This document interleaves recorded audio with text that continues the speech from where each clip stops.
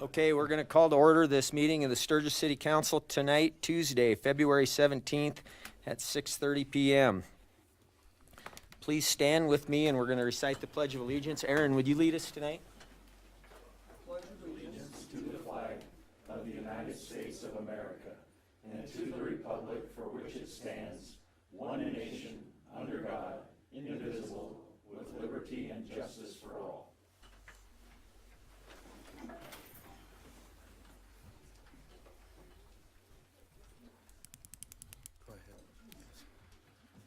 Dear Lord, please help us today, Lord, that you would give wisdom to those in front of us, that as they make decisions, that you would guide them into the right ones.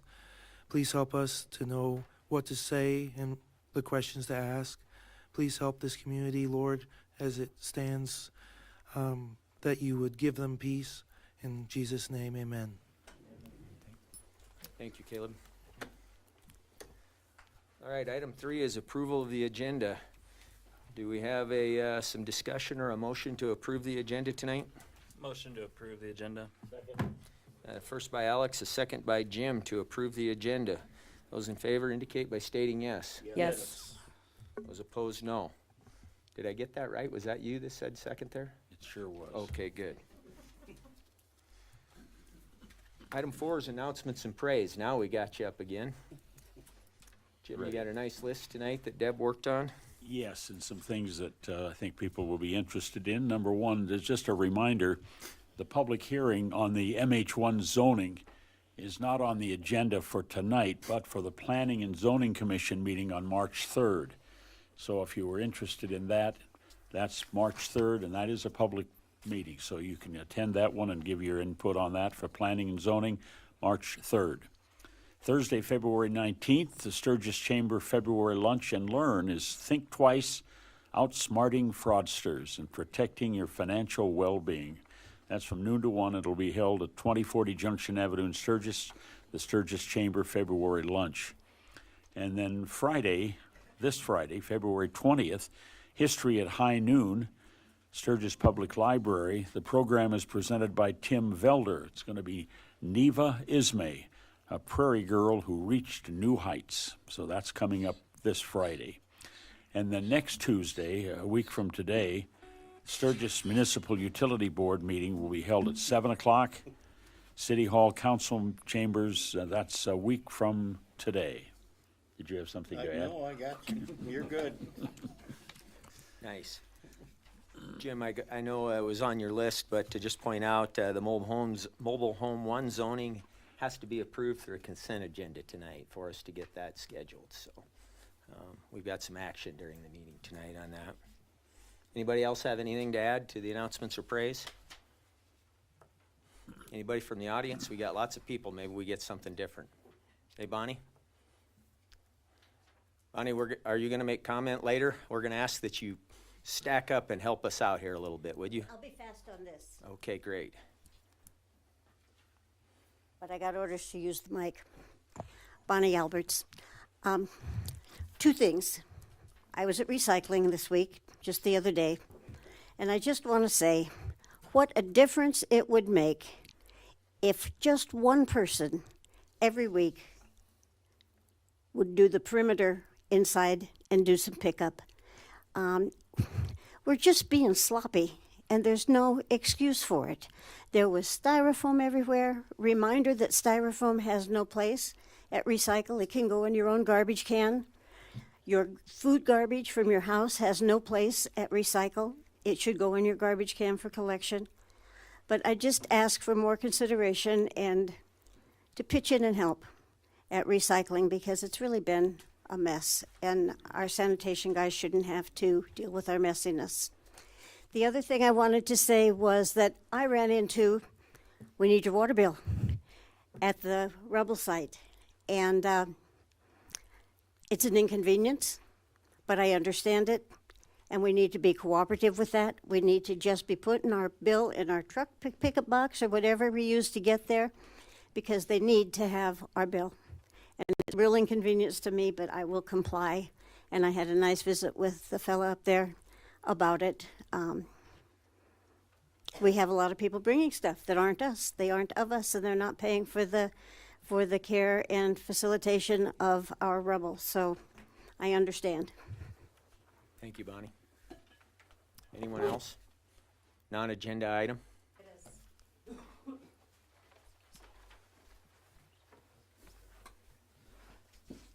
I'm Beth Bartlett from Ward 3, and I just wanted to do a praise to Chief Vandewater for doing the polar plunge for the Special Olympics. And I just wanted to recognize him because, you know, he did a donation, you know, where everybody can donate money for the cause. And I just urge everybody in the community to support him. So that's all I have to say on that. Great, thank Thanks. you. He's not here tonight, maybe he's still cold. Oh, he hasn't jumped yet, so. All right, any other announcements or praise? We kind of bled into non-agenda matters that come before council in a sense. Is there any non-agenda items that any members of the council want to bring forward? Hearing none, anything from the audience, please? All right, we're going to continue on to department updates. Aaron, the January 26 sales tax report. Yeah, good evening, Mayor, Council. For January, our general sales tax, we're just up a little bit from last year.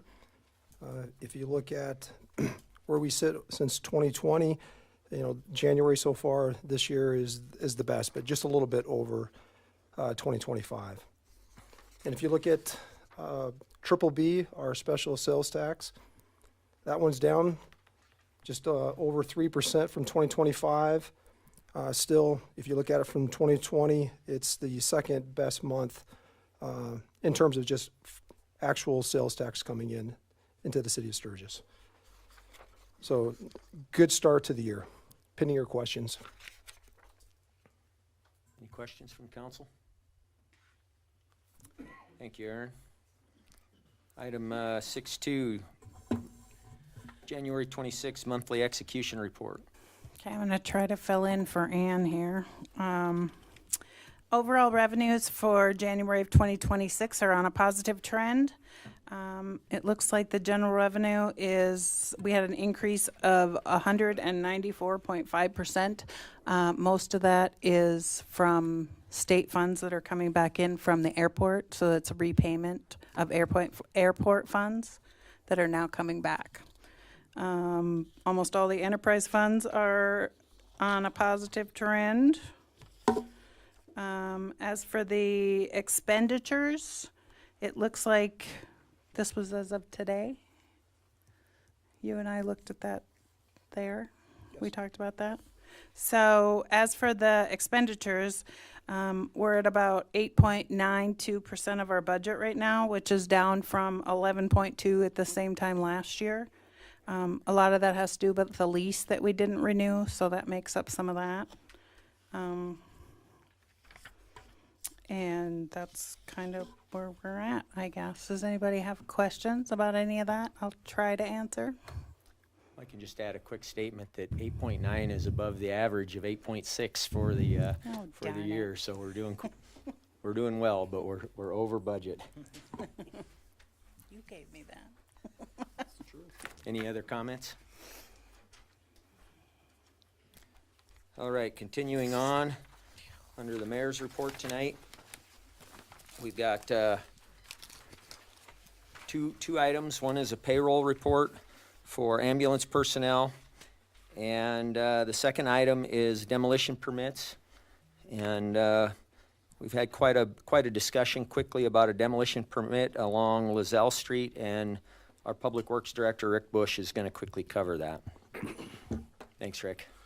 Thank you, Mayor, members of the council. Appreciate the opportunity to provide you with an overview of the city's demolition permit requirements and the processes for obtaining a permit.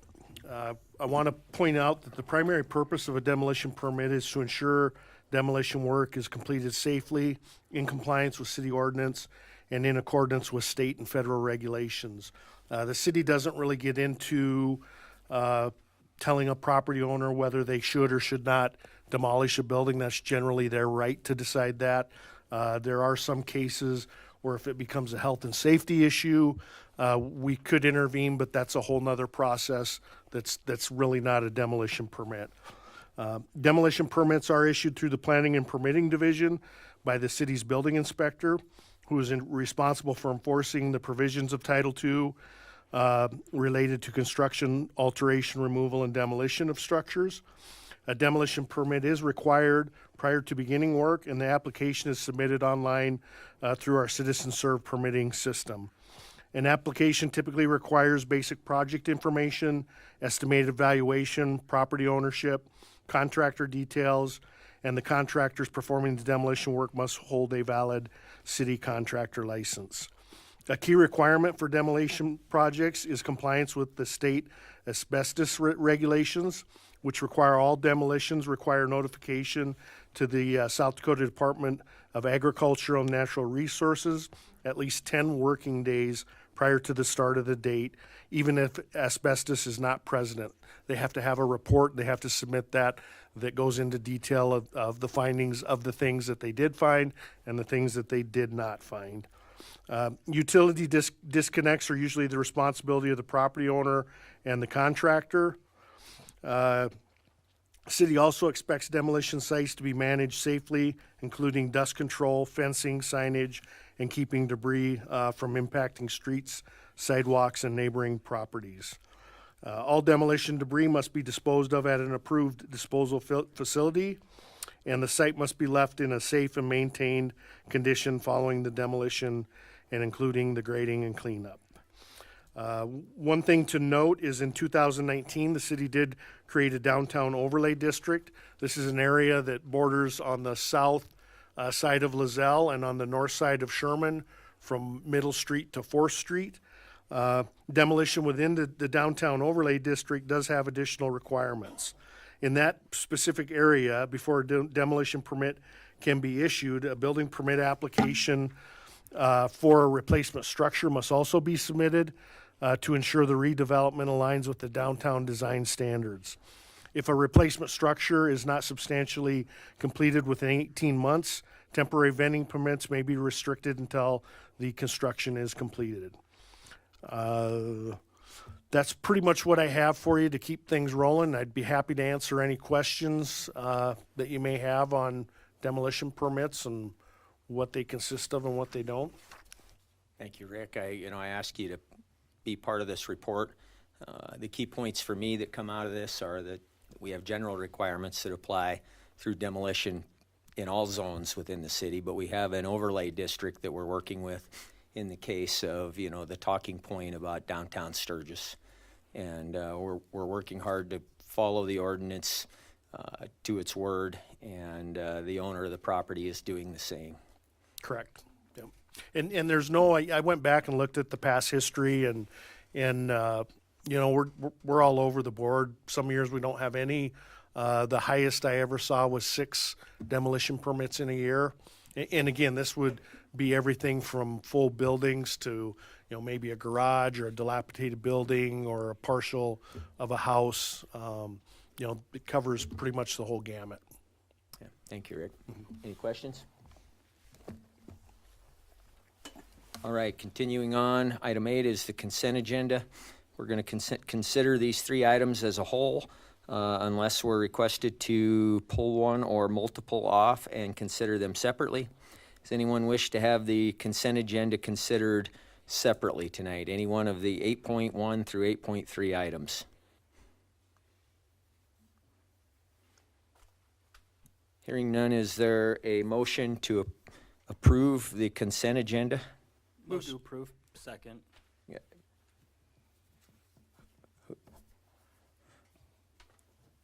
First by Alex and a second by, I'm drawing a blank on his name. Nick, doggone it. All those in favor of the motion indicate by stating yes. Yes. Those opposed, no. We'll get back going here. Item 9 is approval of the claims.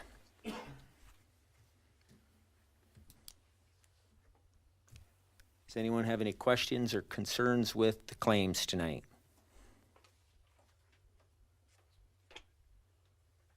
Nothing? Second. Got a first by Jim, or a Terry, and a second by Mark. Geez, I'm messing the names up all over tonight. Those in favor of the motion indicate by stating yes. Yes. Those opposed, no. Item 10 is Board of Adjustment, so we're going to, as a Board of Adjustment, and begin through the items of the agenda of the Board of Adjustment. So do we, Eric, help me, do we need a motion to adjourn? Mayor, you can just declare the meeting, the city council meeting temporarily adjourned and convene as the Board of Adjustment. All right, we're going to temporarily adjourn the city council meeting and convene as the Board of Adjustment. We're looking for declaration of conflicts of interest and/or ex parte communications by members of the board. Have any of you had any contact with?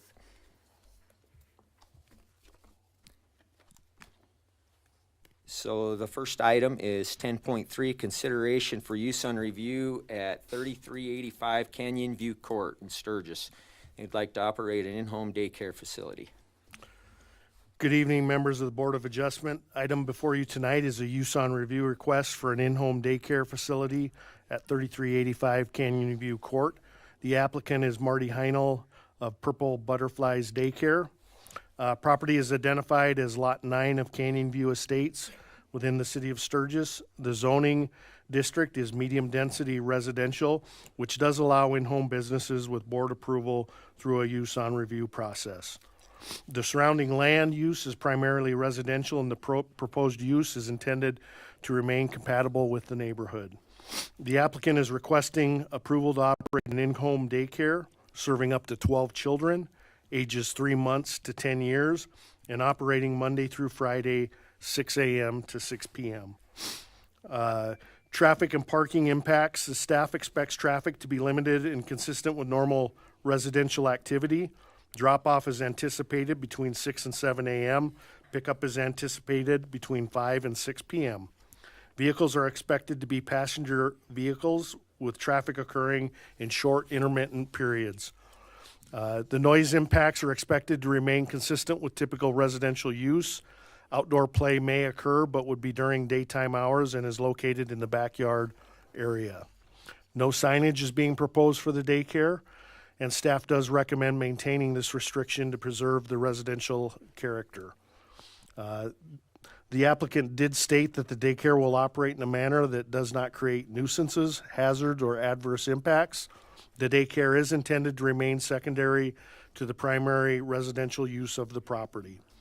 Staff finds that the request is consistent with typical in-home daycare operations when properly limited. Public notice was sent by certified mail to the property owners within 200 feet of the affected property, and a hearing sign was placed on the property. Planning Commission reviewed the request on February 3rd, 2026, and did recommend approval to the Board of Adjustment. Tonight, the Board of Adjustment's public hearing is for final action. The board should consider whether the request is, number one, compatible with the neighborhood, 2, will not negatively affect public health, safety, or welfare, 3, will not create excessive traffic, noise, or parking issues, 4, is consistent with the zoning district intent, and 5, can be a condition to address any impacts. Staff does find that this in-home daycare facility are generally compatible in residential areas when properly regulated. The maximum enrollment of 12 children is consistent with a typical daycare operation. No exterior changes or signage are proposed that would alter the residential appearance of the neighborhood. Staff does find that the request meets the intent of the use on review criteria. And the Planning Commission did recommend approval with the following condition: that the daycare is limited to a maximum of 12 children. The hours are limited to Monday through Friday, 6 a.m. to 6 p.m. No signage be permitted on the property. The use must remain subordinate to the residential use. Any expansion or change in the scope of these requirements would require additional review and approval. Based on the Planning Commission recommendation, we are recommending approval of the use on review for the in-home daycare at 3385 Canyon View Court. subject to those listed conditions and any additional conditions the board deems necessary. We'll be happy to answer any questions. Did we have input from neighbors? I don't think anybody's here for that. I don't, is Marty here? And we didn't have any concerns at the planning commission either. Any other questions? Move to approve. Second. First by Jesse, a second by Jim, to approve the change in zoning for that use. Use on review at 3385 Canyon View Court. Is there any further discussion? Mayor, it is a public hearing. It probably would just be a good procedural step to open the public hearing, see if there's any comment, close the public hearing, and then take action. Okay? Yep.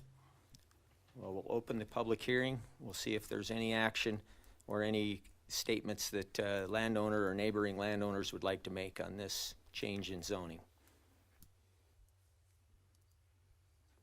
Second attempt to see if there's anyone else that would like to make a statement on this. Okay, we're going to close the public hearing. Does our motion stand? Yes. Any further discussion on the motion? All those in favor indicate by stating yes. Yes. Those opposed, no. That is carried. 10.3. 10.4 is consideration for use on review at 206 Tulsa Drive. This looks like it's for operate in-home business for car repair. Yes, item before you tonight is similar to the one just presented, a use on review request for an in-home business, 206 Tulsa Drive. The applicant is Jeremy Moore. The request is to operate a limited vehicle repair business along with media content creation. Basically, what Jeremy does is he does some limited auto repair, and he films them and puts them on YouTube as in the manner of a self-help YouTube video for vehicle repairs. The property is legally described as Lot 10, Block 1 of Interstate Acres subdivision. The surrounding area is primarily residential, and the home is located on a cul-de-sac, which generally has a lower traffic volume. In-home businesses are allowed in this zoning district, but do require the use on review approval by the board. The applicant proposed limited vehicle repair activity described as 2 to 4 vehicle projects per month, no more than one vehicle at any given time, and all work would be conducted entirely inside of the garage. No exterior changes to the property are proposed, and no business signage is proposed. Traffic and parking impacts. Staff does not anticipate an increase in regular traffic beyond typical residential levels. The applicant has stated only one customer vehicle would be present at a time, and it would be contained in the garage. Because of the cul-de-sac location, traffic is already limited, and the activity is expected to remain minimal. Noise and neighborhood impacts. The applicant proposes that all work occurs indoors, which reduces noise impacts. Noise is anticipated to remain similar to typical residential garage activities. No outdoor storage of vehicles, parts, or materials is being proposed. The intent is that the business remains secondary to the residential use. Proper public notice was completed. Notices were mailed to all property owners within 200 feet by certified mail, and a public hearing sign was placed on the property. Planning Commission reviewed this as well on February 3rd, and tonight the board is conducting the public hearing for this final action. Staff finds that the request is limited in scope and intensity, and the proposed restrictions, especially keeping all work indoors and limiting to one vehicle at a time to help reduce potential nuisance impacts. The use aligns with typical in-home business approvals if the appropriate conditions are in place. If the board chooses to approve, staff recommends the following conditions. Repair activities are limited to the one vehicle at a time. All repair work must occur entirely inside of the enclosed garage, limited to 2 to 4 vehicle projects per month, no signage. Business must remain subordinate to the residential use. Applicable sales tax must be collected and reported, and any expansion or change in the scope would require an additional review. Based on this and the Planning Commission's recommendation, Staff would recommend approval for the use on review at 206 Tulsa Drive, subject to the listed conditions and any additional condition the board finds necessary. Be happy to answer any questions on this one. Thank you, Rick. Any comments from council? All right, so we'll open the public hearing for the auto repair business, or car repair video business on Tulsa Drive. Now, does any members of the audience have a comment that they would like to bring forward? I'd just like to share, I am Jeremy Moore. so Would I you am step happy up to the mic here, please? I'm sorry. That way our, I could have sat over there. Talk to you on the phone. Yes, sir. Sorry. I am Jeremy Moore, so I am the applicant here. I'm happy to answer any questions whatsoever. thank you, Jeremy. The intent is solely to, not solely, obviously I like a little cash on the side, but the intent is to help others. That's what I like to do. I like to teach, train, and help, so. Nice, Good deal. thank you. Anyone else have a comment that they would like to make on the proposed, is this, it's not an ordinance adjustment, it's a Use on review. use on review. Use on, correct. So as long as we don't, these are seen annually, as long as we don't have any complaints or any violations, they will automatically be renewed. Should there be any complaints or violations, they would come back to the Board of Adjustment. Other than that, they're pretty much routine. Very good. I would motion to approve. I'll second. Got a first by Tony, second by Ruth, to approve this use on review as presented with, or as presented with the, do you want those ordinances, those items listed out? One vehicle at a time, 2 to 4 per month, sales tax collection? As identified in the staff report is fine. Okay. Good with that? Yes. All right, those in favor indicate by stating yes. Yes. Those opposed, no. All right, that brings us to the end of the Board of Adjustment. We're going to adjourn the Board of Adjustment and reconvene as the Sturgis City Council. Under reports, 12.1 is consideration of proposed residential camping ordinance forwarded by the Ordinance Advisory Committee. This has been a work that we've been working on for a little while. It brings forward good discussion. And tonight is the first phase of potentially making some of the changes that can go along with this, including, revisions, omissions, all of those pieces. But we're having this hearing tonight in addition to a first reading. So first reading's coming. Eric, would you like to add to the report here? Happily. You've got a nice long one. Well, maybe, we'll see. There's a lot there. Good evening, Mayor, Council. For the public, by way of introduction, my name's Eric Davis. I'm the city attorney for the city of Sturgis. I have been for about 5 months now, and one of the tasks that I've been shepherded with is shepherding this potential ordinance revision process to the residential temporary camping ordinance through the city council, using a new and different process. For that reason, it seemed appropriate for me to be the one who was presenting the draft framework of that ordinance tonight on behalf of the ordinance committee. That committee consists of myself, 4 elected city council members, and 2 members of the public. That ordinance advisory committee was created by the city council with its members appointed by them. That committee's been working with the mayor's staff and with itself for about the past 4 months. It's met 4 times to develop a potential new framework for a residential camping ordinance to present to the city council for its consideration. So tonight is the council's first touch point on that 4 months of work.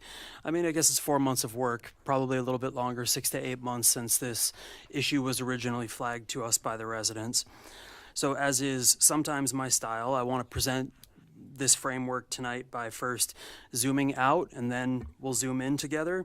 So I want to start by zooming out and briefly explaining, and I suppose in some ways trying to attempt to defend the process that's been selected to analyze and bring this issue forward to the city council and what got us to this point tonight.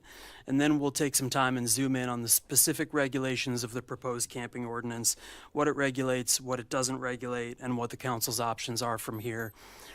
got a little slideshow to follow along. Deb's running it, not me, so I'll try to keep that organized by asking her when to advance it. But just again, speaking about zooming out and zooming in, if we zoom in a little bit too early and straight into the camping details, we're going to lose sight of some of the overarching policy considerations and the other framework that we're working into, including this council's role and the state's involvement that exists in the background.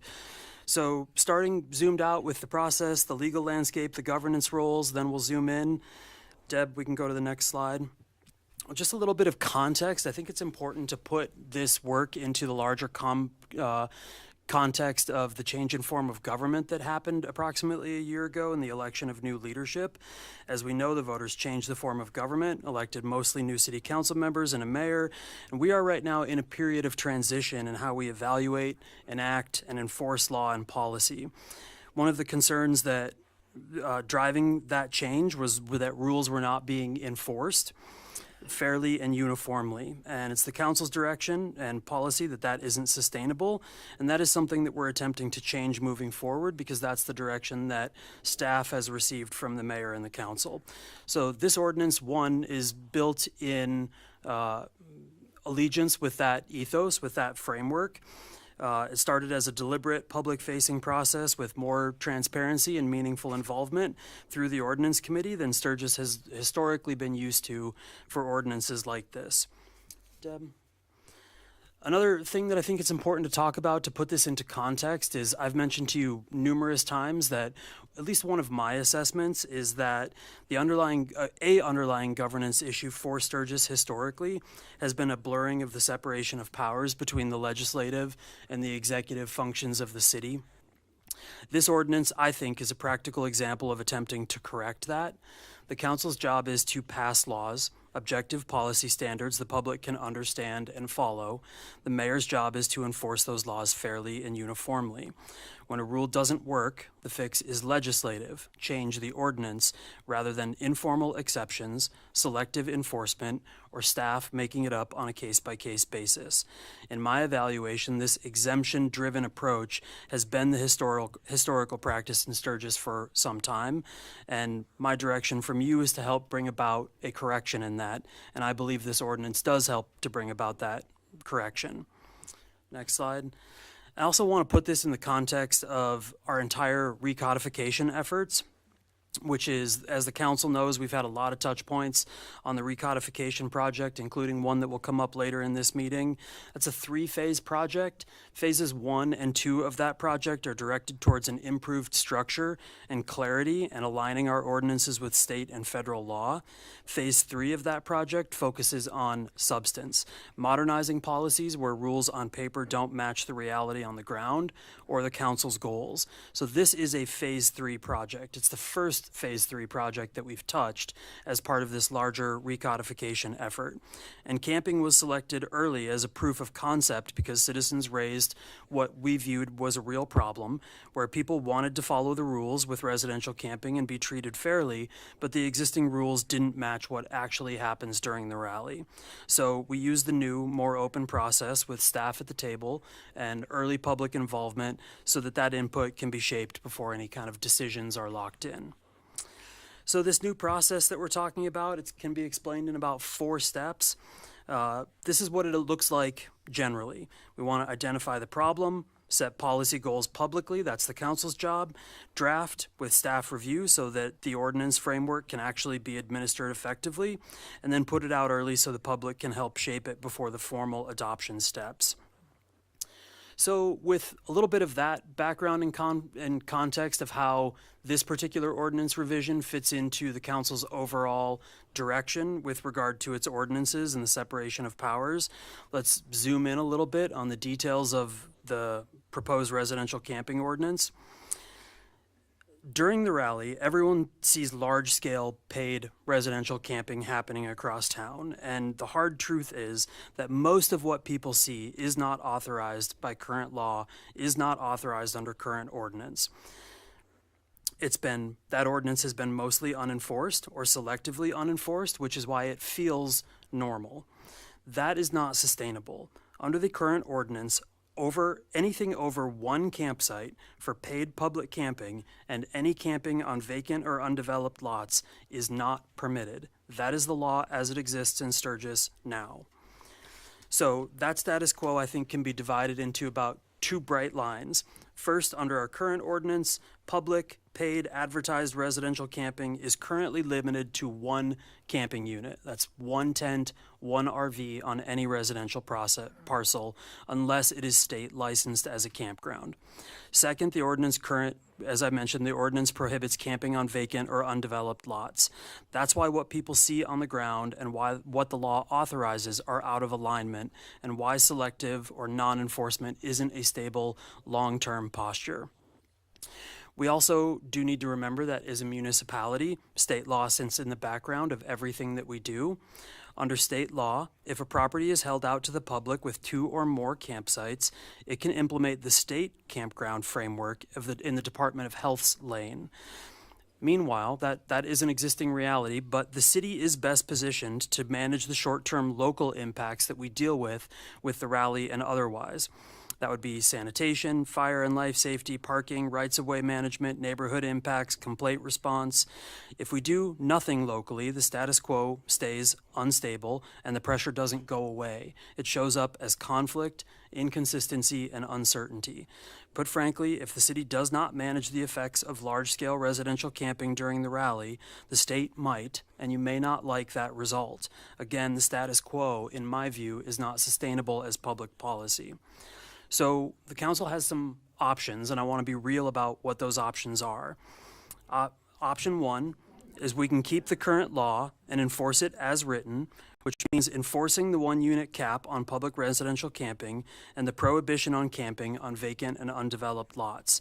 That would largely eliminate the large-scale paid residential camping people are used to seeing. Option 2 would be to keep the current law but don't enforce it, or enforce it selectively, which will lead to continued instability, unequal treatment, neighborhood impacts, and a loss of trust. Option 3 is to change the law so it matches the council's policy choice and then enforce it uniformly. Staff recommended option 3, the committee selected option 3, and if the council prefers one of the other 2 options, then most of what we're going to talk about from here on out is not worth considering, because this entire ordinance framework is built on this option 3, to have an ordinance that matches the council's direction and incorporates the existing rally camping situation that we have in town. So that is the path that the committee selected.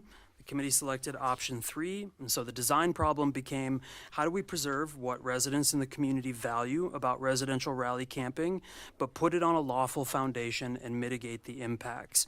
The draft ordinance provides that framework, and the details are tweakable by the council. One point I do want to be very clear about tonight's purpose is that what I hope we're going to have is a high-level discussion about the framework of the ordinance. Again, the Ordinance Advisory Committee has touched this 4 times over 4 months, and it did insert specific numbers and thresholds, number of camping units, number of individual campers, percentage of yard space. Those were discussed by the Ordinance Committee and inserted mostly as placeholders for reference and discussion. There's nothing firm about any of those numbers.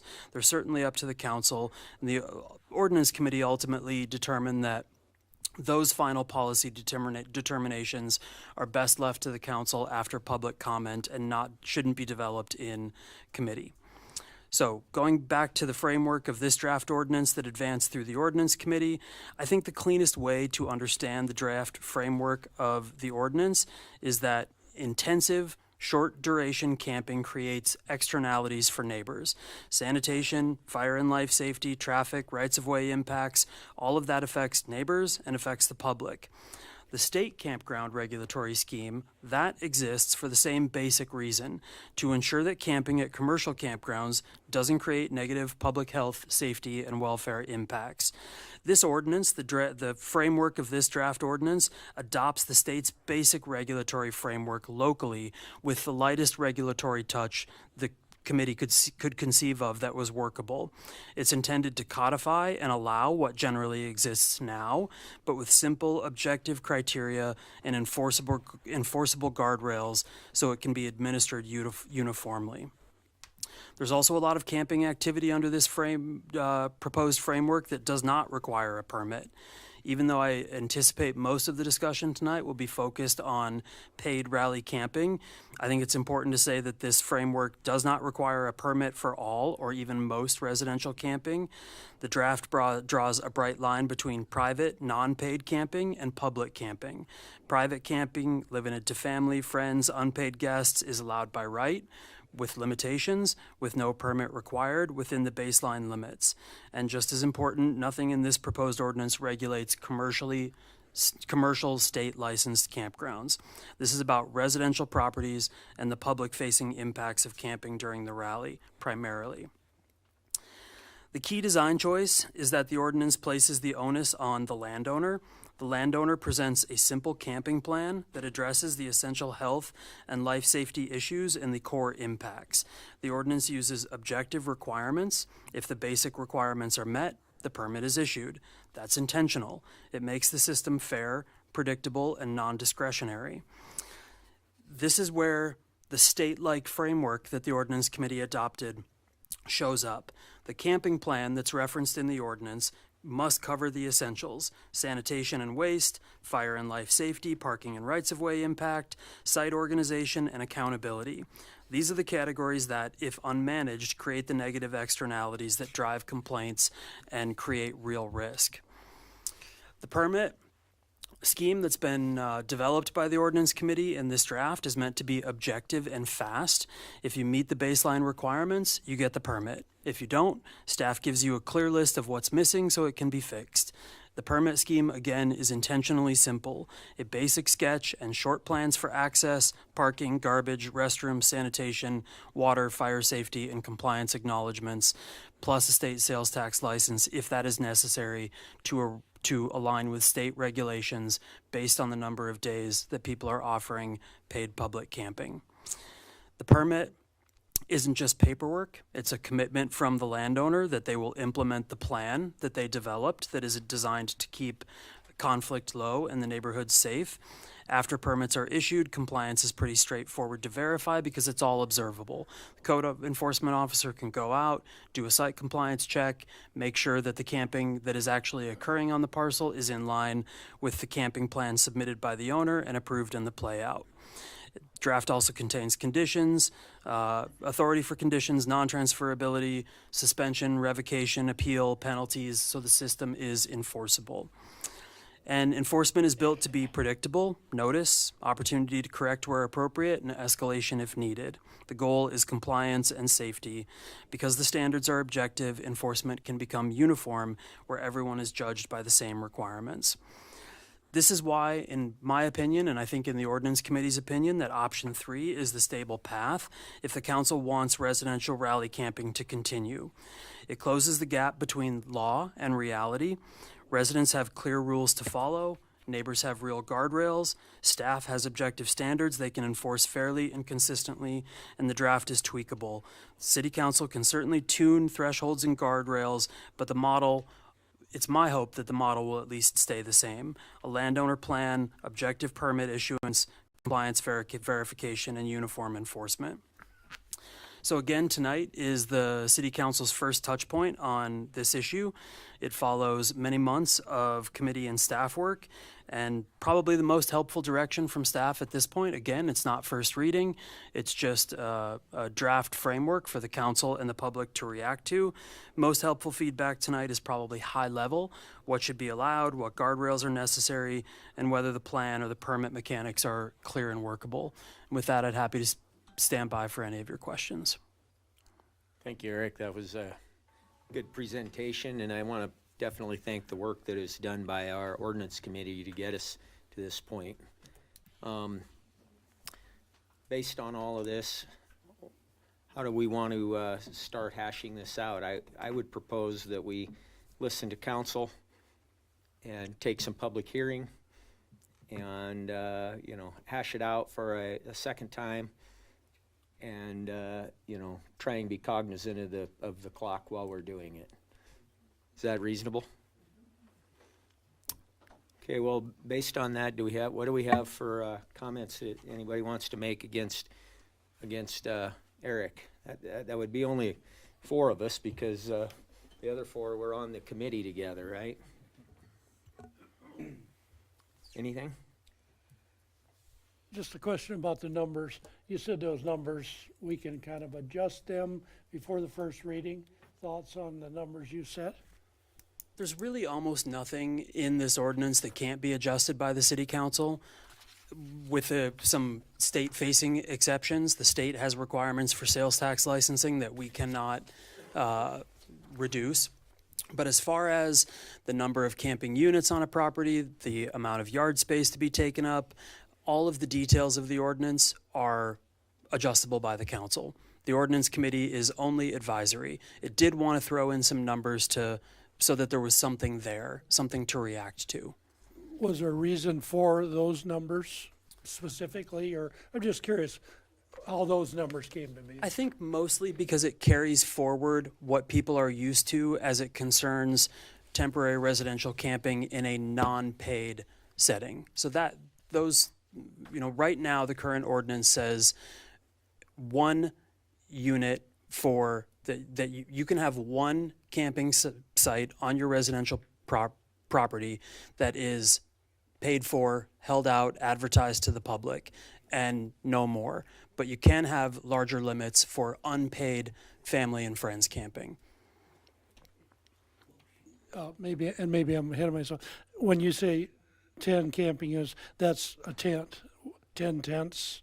Am I looking at that right? Tents, campers, RVs, Okay. vans. Yes, a camping unit would be any of those things. Any other questions? Would the people that have vacant lots that are currently grandfathered into the current ordinance be allowed to have campers there that we're not paying for, like their guests and family?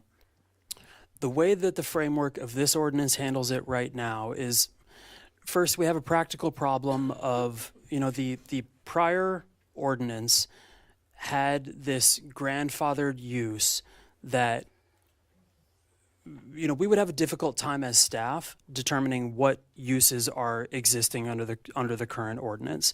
The current ordinance would allow camping on vacant, undeveloped residential lots that are contiguous to and under the same ownership as an adjacent lot with a residential structure on it. The framework of the ordinance right now would not allow camping on vacant lots that was not attached to a residence. That is carried forward from the existing ordinance.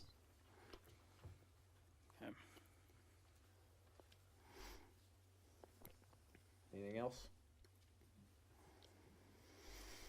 All right, well, we're going to go ahead and open the floor to the public.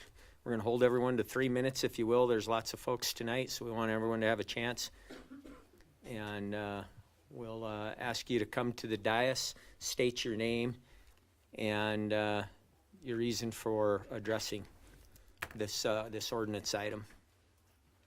Discussion. Hi, again, I'm Beth Bartlett. I'm in Ward 3, and thank you, Jim. I have a couple questions, and I'll cut this really short. So we have a grandfathered from the last administration, correct? And I'm just wondering, are we going to keep the grandfather in properties, or are we not? Are we going to move forward to what you presented tonight, which I'm totally up to coming to the March 3rd meeting, and I'm glad that we're having this discussion tonight. But just for instance, I have a vendor that will not pay right now because of what was put out on the city website and their Facebook page. And they will not pay because what was presented is permits and fees and what could happen, and they don't know if it could be what if and what is. And so that's hindering, people that I help get vendors in to rent their houses and tents. I have vendors that rent one room and then their staff stays in 8 tents. I just need like a clarification tonight, if I can, so I can actually book people, that this 20-year rally rental that I help book is grandfathered in, because, you know, we've always followed the laws, and from my understanding is it was always, if you had too many people, it would fall on the state to come in and correct you. And I just don't understand really why the city has to come in and completely monitor everything when we don't even know how many complaints there has been on tent sites and properties that just have tents, or even rally rentals. I don't know of any except one, and that was just the one that was presented in the fall. And I have gotten calls from out of state, and it has been nonstop since Friday evening. And I just really want to know, like, are we going to take out the grandfathered in clause from the mess that the last administration did? Or are we going to keep that grandfathered in? The draft framework of the ordinance advanced by the ordinance committee does not include any kind of grandfathering clause. So I can explain to you the rationale for that. If the council wants to include something like that, it certainly is welcome to. It's going to require a bit more analysis and staff work if that's something we want to work with. And again, just for again, a little bit more background and context, we've discussed at previous city council meetings, and in fact, the staff report on the MH1 public hearing in this meeting goes into pretty significant detail about the concept of legal nonconformity, which is what the public knows as grandfathering. That's a zoning concept, and this is not a zoning ordinance. This is a public health, safety, welfare ordinance. And so I think the best way that I can explain... Excuse me. I'm actually asking the question, so if you guys can just Let's simmer have some down. decorum, please. Order in the room, please, so that we can get through this. We can't make progress if we don't quiet down. I'm describing the council's legal ability to pass this ordinance, which exists under its health, safety, and welfare restrictions that the state has provided to it. So because this is not a zoning ordinance, because it falls under the council's lane of managing public health, safety, welfare, there is no real concept of legal nonconformity. The public policy behind this ordinance is unregulated, large-scale rally camping is creating a public health, safety, welfare issue, or is trending in that direction. And so granting people, excuse me, this is not a town hall meeting. You're in a city council meeting where there are rules of order. I've lost my train of thought, so I'll take a minute to get it back. So the general idea behind the framework of this ordinance is that everyone will follow the same rules and that the rules make sense and they serve valid policy exceptions. So if the council determines that large-scale, unregulated residential camping is not working and that it needs a permit structure, allowing certain people exceptions is exactly what we're trying to get away from. To say the overarching policy is that unregulated rally camping isn't working, but because you've been doing it for so long, it's okay for you to keep doing it. That's not really consistent in this context in the way it is in a zoning context. Even the existing ordinance makes it very difficult to manage what legal nonconformity is in the context of this, because the onus is really on the property owner to prove that, I can pull it up.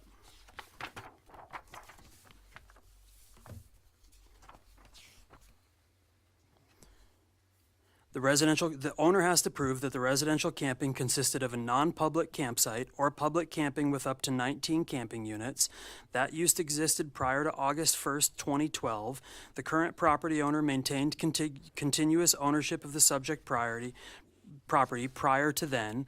The subject property has continuously been used for temporary residential camping during each annual rally since 2012 to the present day, and the pre-existing use on the subject property has not changed or expanded after 2012. That's a very difficult thing for staff to evaluate and understand whether the property actually has any kind of legal non-conforming status. Again, we don't entirely know all of the properties out there who are claiming this legal non-conforming status, but if we knew, it might help us shape the structure for the council's consideration. But the committee's ultimate recommendation was legal non-conforming use is not appropriate with a regulation like this and should be at least phased out so that everyone is following the same rules that have been established by the council and there aren't just random exceptions. May I interrupt for one moment, with all due respect? I completely hear you. I understand what you're saying in the logical term, but there was a chance when we could do, if you want to call it a subcommittee or what, where people that are tax-paying residents here, or who does rally rentals, could inform the ordinance committee. And you're saying, you don't know certain things. Maybe we need to open that up and really open it up, because we can come to the meeting on March 3rd, but I don't know the rules, if we can talk, if we can contribute, because really we need to have a big conversation, and you guys don't know what we experience and what we have.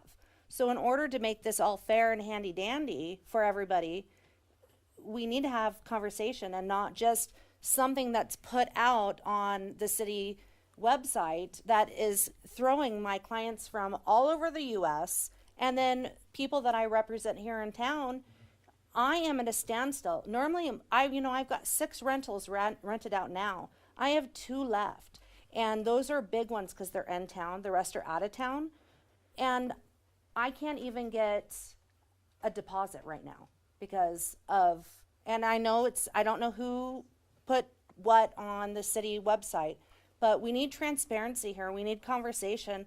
I appreciate that we have this tonight, and I don't mean to come off really rude, but I've been dealing with this since Friday, and we just need to communicate and talk. But how can we talk to you guys and give you factual input on what we experience and what happens? And, like you said, you don't know certain things and who follows guidelines, or, just what can we do? Can we have a subcommittee? What is the next step to have the conversation open where the room's not fighting to talk? Beth, I can answer that question for you. Okay.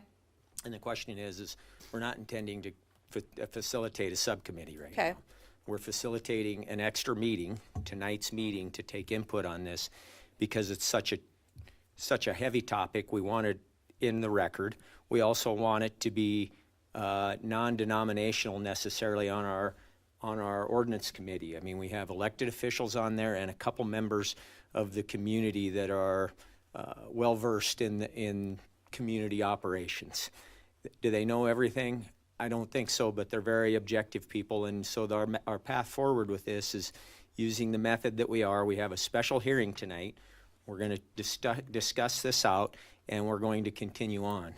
With that, though, I mean, we're getting far past Right. I appreciate it. our timeline. Do we have another item that we need to cover very quickly? No, I mean, I will just say one thing and then I'll be done, Mayor.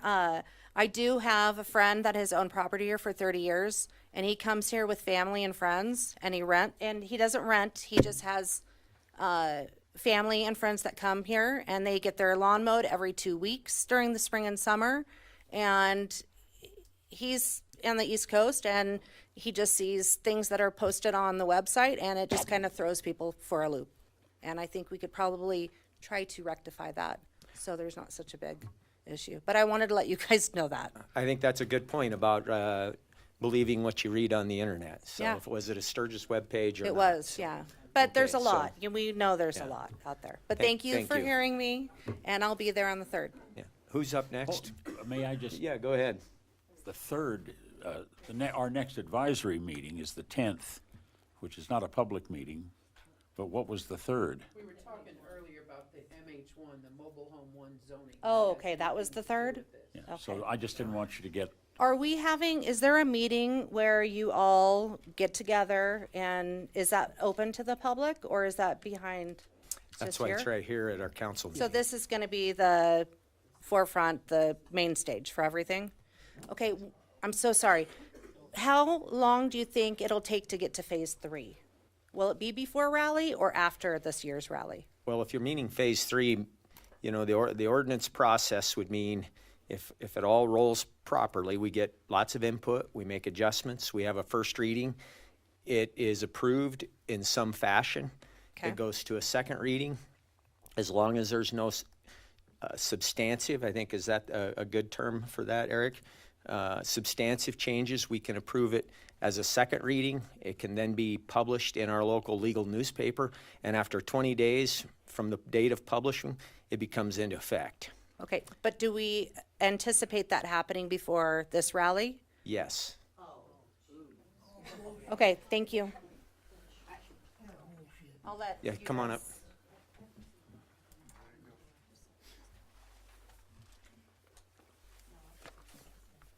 Hi, I'm Misty Myers, and I am a homeowner here and a lifelong resident of Sturgis. And I do rent out my yard, and I have for over 20 years, and my mom and my grandmother have before me. And as I read on the Sturgis website, the Sturgis City website, as this is written now, it is totally impossible to have rentals and make any kind of money. The profit that I made renting out for tents in my yard for the last 4 years has paid to take my daughter to medical appointments in Minneapolis. What I've read online, a lot of people who rent out their yards, it pays for their taxes every year. My grandmother paid for her taxes every year with her rentals. Otherwise, she wouldn't have been able to stay in her home because she wouldn't have been able to afford her taxes. I mean, it's not, it seems like the city once again is trying to take money from their citizens. And I don't think it's right. If you want us to get permits, I think they should be free. You shouldn't be charging us. We already pay our taxes. We spend our money in town. They should be free if you want us to get permits. I do not think we need a state tax ID for something that is for a few days. I also think that providing off-street parking is ridiculous. I don't have off-street parking for all my vehicles. And I can guarantee you probably half of Sturgis doesn't. I understand you cannot park an RV on the street. That has been a rule forever. But what is wrong for people who are staying in my home to park their motorcycles on the street? I think it is silly to say you have to provide off-street parking for everybody who's staying in your home, when I don't even have off-street parking for all my vehicles. Also, this 10-day limit for a year, you are also kind of cutting your throat. There's people who want to come the week before and the week after. So that you're cutting all that money that people are going to spend here. They're going to go out of town. Everybody who stays at my house during rally, every morning they get up and go to breakfast together as a group. They go to the VFW, a church, or Uncle Louie's. That's all money spent inside Sturgis. They go on their rides. They come home. They park their motorcycle because I'm within walking distance of downtown. They go downtown and drink, whatever, have their fun every single day of rally. They're not drinking and driving. They're walking back, and they're spending their money in town, not out at the campgrounds. You're getting their money in Sturgis. You make me go down to 1 or 2 tents. That makes 15 to 20 people who are not staying at my home that you're not getting their money because they're going to spend their money somewhere else. They're not going to come into Sturgis in the morning and spend their money locally. Why would they? And they're not going to come back into town and drink at night because they don't want to drink and drive. So you are cutting your throat because you times that by all the people that are renting, and that's a lot of money. You want our city to make money? It's going to go way down. We've been doing this forever, and the rule forever, way back when, was 10 tents, 20 people.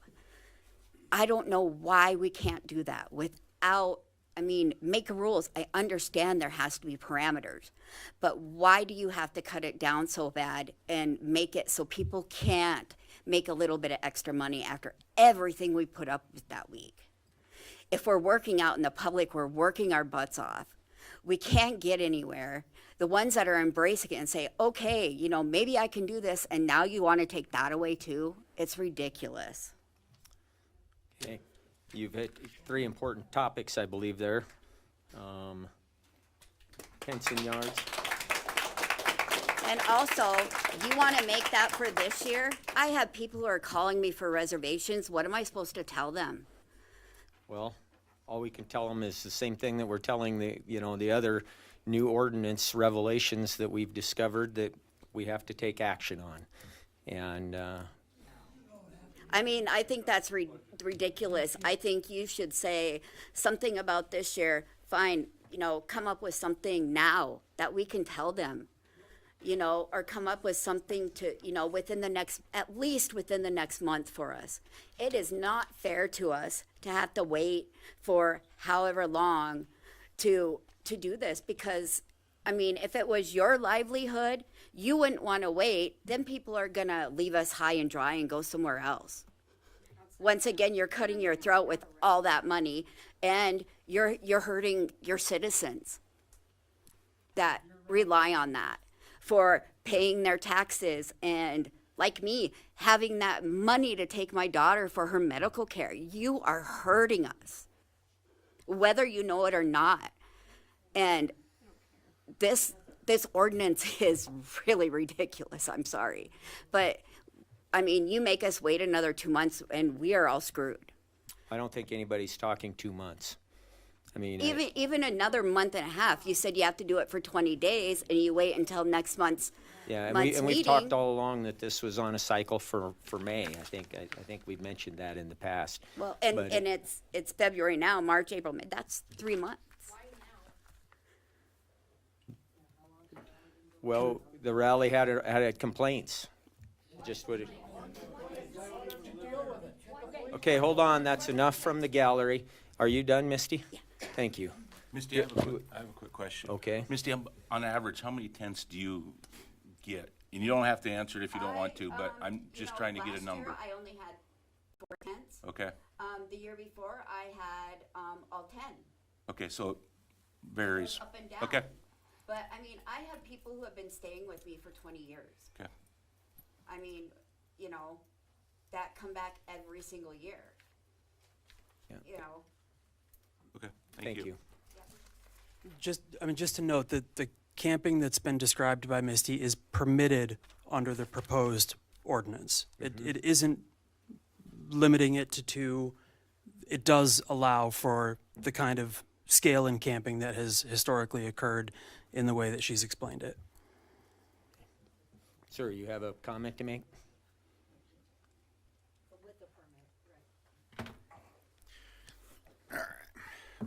Hello, Mayor, Council. My name is Sean Natchke. Nice to see you guys again. I don't want to make this into a debate. I see what's going to happen here, so I decided to change this into a speech. And I'll just say my 2 cents. But Ruth, as my ward representative, I hope you listen to me, and I hope you listen to your constituents. I open my lawn for my family and my friends every year. Never once has there been a safety or a sanitation concern. Never once has there been a complaint on my property for the people that stay there. It's been an open arm welcome to friends, family, and strangers that come here, whether they're new friends or stranded and need help for a night. I've helped them. Some days there's 0 people there. Some days there's 4 to 5 tents. I've never taken a penny for it, and the city has reaped the benefits with the added income that they have brought. One of my concerns right now is how much will the permits cost? Are they free now? In 2 years, will they be $50? Will you be charging us $100? Will you be charging us $100 per tent in 10 years? We don't know. Sturgis is unique, and it needs unique ordinances along with it, not cookie-cutter rules to follow. Every property in this town is different, and it needs to be looked upon that differently for each of them. Some of the residents depend on this income to help skyrocket the raising taxes, and others depend on that extra income because they cannot work during the rally because of all the extra people that come through and they don't feel comfortable driving, like our elderly. To put a number situation on how many people can be in a yard is silly. It's a slap to the face for any homeowner. Saying a 1/4 acre lot can have the same amount as a 10-acre lot, that's ridiculous. Right now, this ordinance is half-baked. It's short-sighted. I do agree keeping some safety and sanitation concerns to heart to help our city grow and look beautiful. But right now, this ordinance is out of touch with the spirit of the rally. It's out of touch with your constituents, as you can see in here. Overstepping has gotten this council and the city in trouble before, especially where the rally is concerned from various partnerships, deals, and trademarks. I'm asking you to step back, or, as Eric has said, zoom out and ask, what are you trying to accomplish with that? My councilman, you were given a task, and I appreciate you trying to help make our town better. But forcing something just because you were given that task is not how it should be done. Placing this stipulation how it is written is a safety concern. It will promote more drinking and driving, as well as drive more people out of this town, as you've just heard. Right now, with our current infrastructure in our town, the city of Sturgis absolutely 100% needs people to open up their lawns, their property, their houses to help fit this wonderful, unique, and creative event that we hold every year. You guys need that. To start bottlenecking that is going to hurt you. It's going to hurt us. You need to look at the long-term results of these various rules that you're trying to enact. So, with that, to me, it feels like the city is starting to try to push the rally out, and I just want you guys to ask yourself, what is your long-term goals? Thank you. Sean.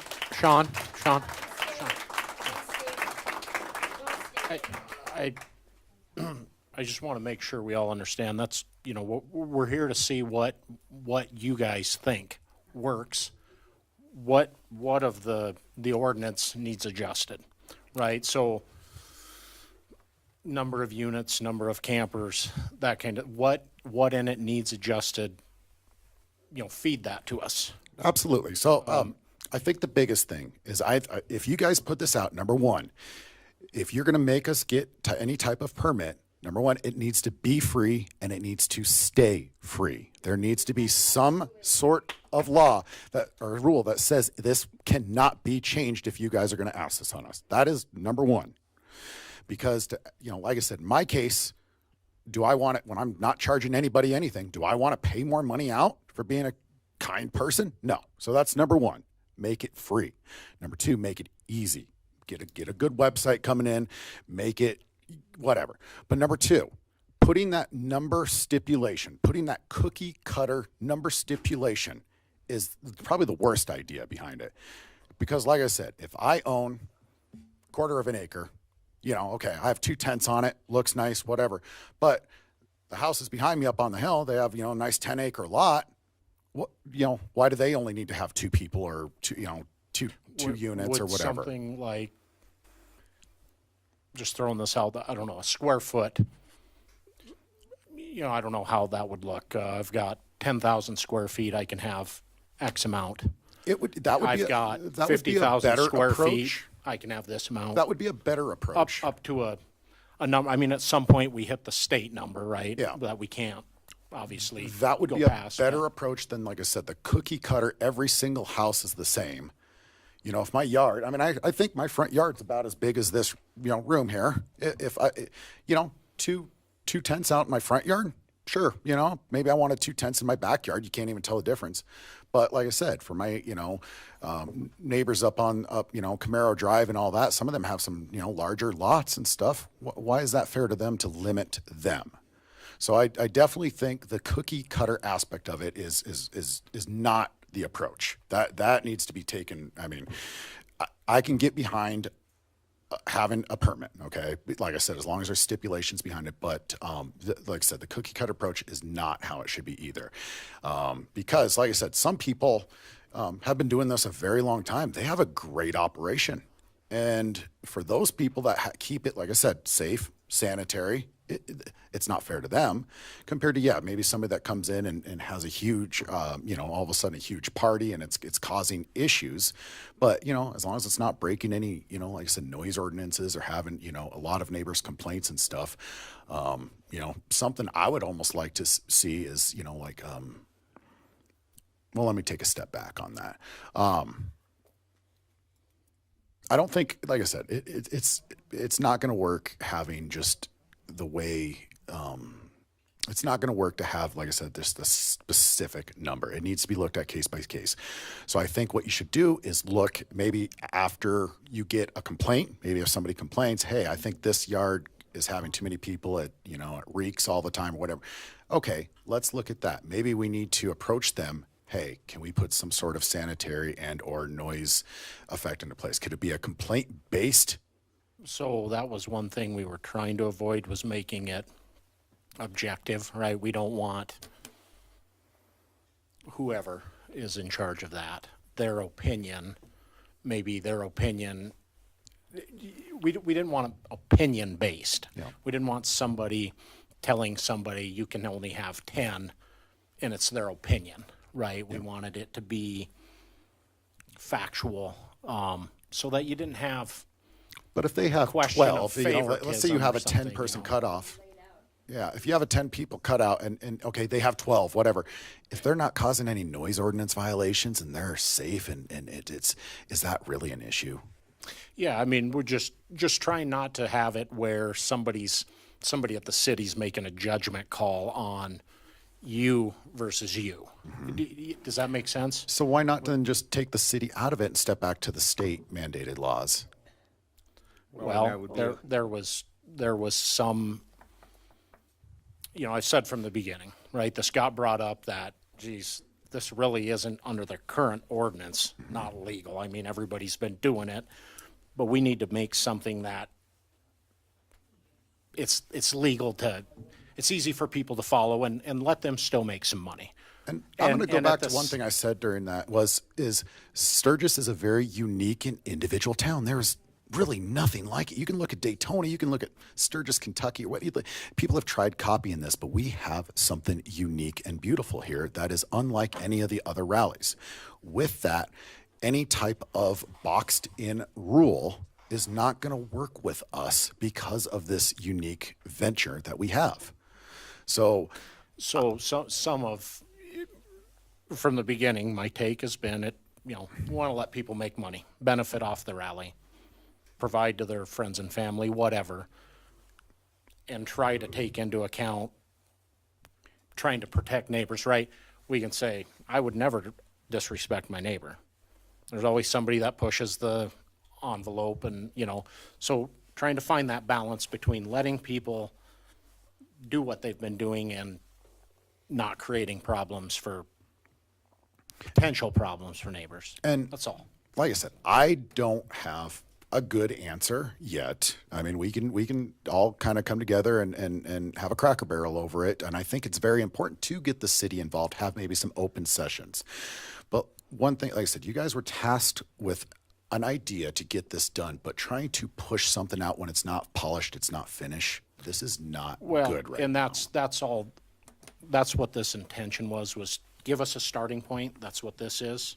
Give us a starting point and then get feedback, make adjustments. And at minimum, like I said, you could hear the tension behind it when you guys said you wanted to try to get something put out for this rally. This is too late in the year, and we've seen this with the city too many times in the past, trying to push these things too close together, whether it be, like I said, electing and bringing in intern people to help out when we lose council. There's been so many issues over the last few years of us trying to push things out. Right now, I think one of the best things you guys could do, this is just my opinion, is take a step back saying, hey, we did not approach this correctly. Let's talk about this throughout the year. Everyone else, it's too close to the rally. Tell your people they can come. Let's do it. Let's get this done. But throughout the year, let's start putting something a little more polished together. Because right now, it's too late. And for me, I don't have this problem, but to hear the last two people speak and say they're already having to turn down reservations, that's bad for you. That's bad for them. That's bad for the rally. That's bad for this town. So, like I said, I think take a step back, zoom out, and just let's try this again, but don't try to force it. Let's go back to kindergarten or preschool when you don't put the square in the hole, circle hole. Let's polish it up, sand it down, find something that fits. That's my 2 cents. Thank you, Sean. Thank you. How many more people are hoping to comment tonight? Okay, we're going to hold you fairly tight. We've been going for a while, so. I'm Joy Manning Nichols, and I want to have my half hour. No, thank you. I want to let you know, first of all, that I really can appreciate where you're trying to go with this for the health, safety, and all the mentioned above. But certainly putting numbers out there the way you did was reactive, as you can see from everyone here. You've got some reaction. And that's what we're here to discuss a little bit, I think. I have been holding a family reunion during the rally. I grew up here. We moved here as a family in 1960. My father started having people come up to the place. I have continued that process, and I graduated from school here, and so I have, I think, a good basis as a community member to say that we don't charge at all. I have never received even one single penny from anyone that we've had come up there. Some years we have maybe 5 or 6 tents. Some years we might have 20. For example, the 80th was a big one for us, okay? I can appreciate that. We make sure that we have a place for people to use facilities. It's serviced by Rose, I think it's Rose Sanitation, every single day for us. No problems. We provide the water for them to drink if they don't bring their own bottled water. We recycle our cans. There's beer. So we recycle our cans. We take care of the trash. I don't think that there are very many people who would say that our property is a bad case. In fact, I can only tell you that one time we had to have the police or sheriff's office visit our property that I am aware of, and I requested that they come up because of some campers that were on city property and causing some problems on the city property for us. And that's the only time I know of any complaints. I would be very, very interested to hear what people have said and where the complaints are coming from. Are they coming from a downtown area? Are they coming from, someone south of town or up on the hill or whatever? I think we deserve to hear some of those comments. It doesn't necessarily have to be somebody saying Joe Blow said, but you should be able to at least let us know where these complaints are coming from. I just don't think they exist. Joy, and I'll tell you, just to touch on that, the one that got it touched off was a downtown, not downtown, but close to downtown area. And what happened was they complained. So they started looking at the ordinance and they said, geez, the ordinance doesn't allow it. And I think the city always took the approach, if it's not a problem, let sleeping dogs lie. Mm-hmm. Well, then you get a complaint and the complainer says, that's against ordinance, you need to enforce it, right? And the people being complained against say, if you're going to enforce it against me, you need to enforce it against everybody, right? That's a real scenario that can happen.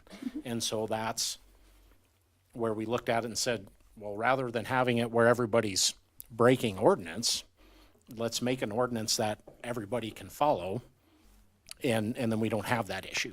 Yep. What that ordinance looks like, that's what we're here to. And I can appreciate that. I do want to say that I really have a problem with the way it's written, that it says that we have to keep a list of people. I think that's a personal information type stuff that I don't know if you guys license, I haven't had a chance today to research it. Do you license Airbnbs and RVBOs, and do you have a list of every single person that comes through there and have them keep it for a year? Because that's what you're asking us to do. So I just question it. It is private information. So I have all these people that come, you know, their family and friends. Some of them have been coming over 32 years to our place. They go out, they take a ride, they do whatever, and then they come back and we sit around and have our little beer and stuff like that at night. And now we're all getting older. 10 o'clock is pretty late for a lot of us, okay? Sorry to say, but it is. So I guess my question or my thought to you is, please, I have 3 acres, limiting it to 1 tent or 1 RV. I have RVs that we have sitting on the property year round anyway, and we can't use them for the rally. I think that's a little bit of a stretch on behalf of the city to say that. So do something like square footage. I would be more amenable to that than to say 1 unit and be done with it. What happens later, let's just say it's outside of rally, and I have friends coming out for weddings and funerals and whatever. And the other thing that was mentioned, let's make it more than the 10 days. We do have a lot of people that do come in beforehand and after, and I don't know who's going to be researching this, but I really hate to have somebody from the city staff coming out on city property with a searchlight and counting tents and number of people that will vary from day to day.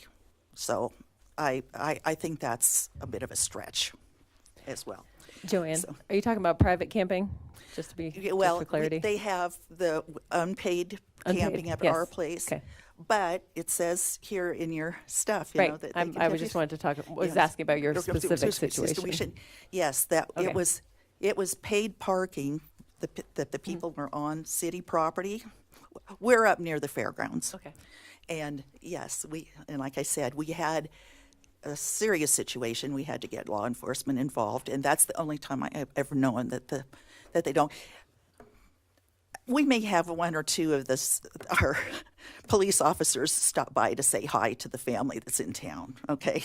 But most of the time, we just don't have that kind of a problem. And I don't think that most of the people in our little cul-de-sac type of area have a problem with it. We're very specific with our guests to let them know, can't rev up your motorcycle and pull out cookies and do whatever. So, yeah. All right. So I want to say thank you so much for letting me speak, and I really hope that you will take Mr. Natchke's thoughts and say, don't push it through this year. You need to have time for some adjustments for all the people who, you know, you need the money or whatever. How are they going to do this? How do you make arrangements for something else? Okay. Thank you. Thank you.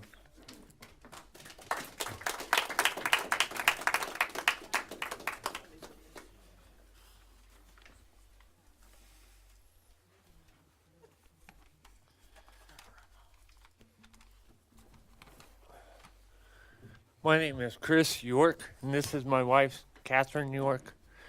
I have been a resident since '99 of Sturgis.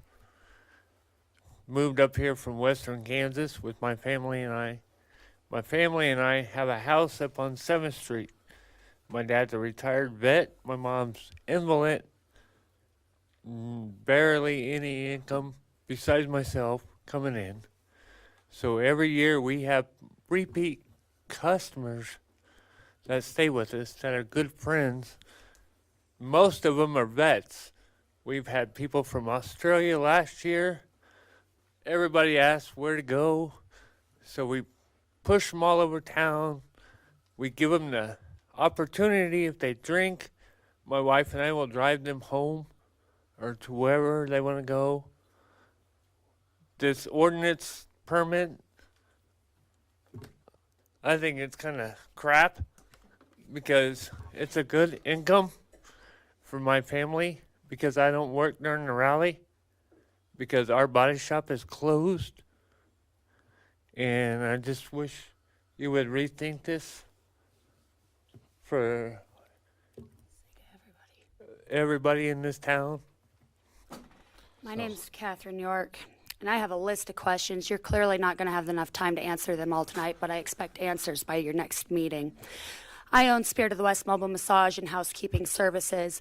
I make quite a bit of money off people in this town doing pre-rally deep cleans and post-rally cleans as well.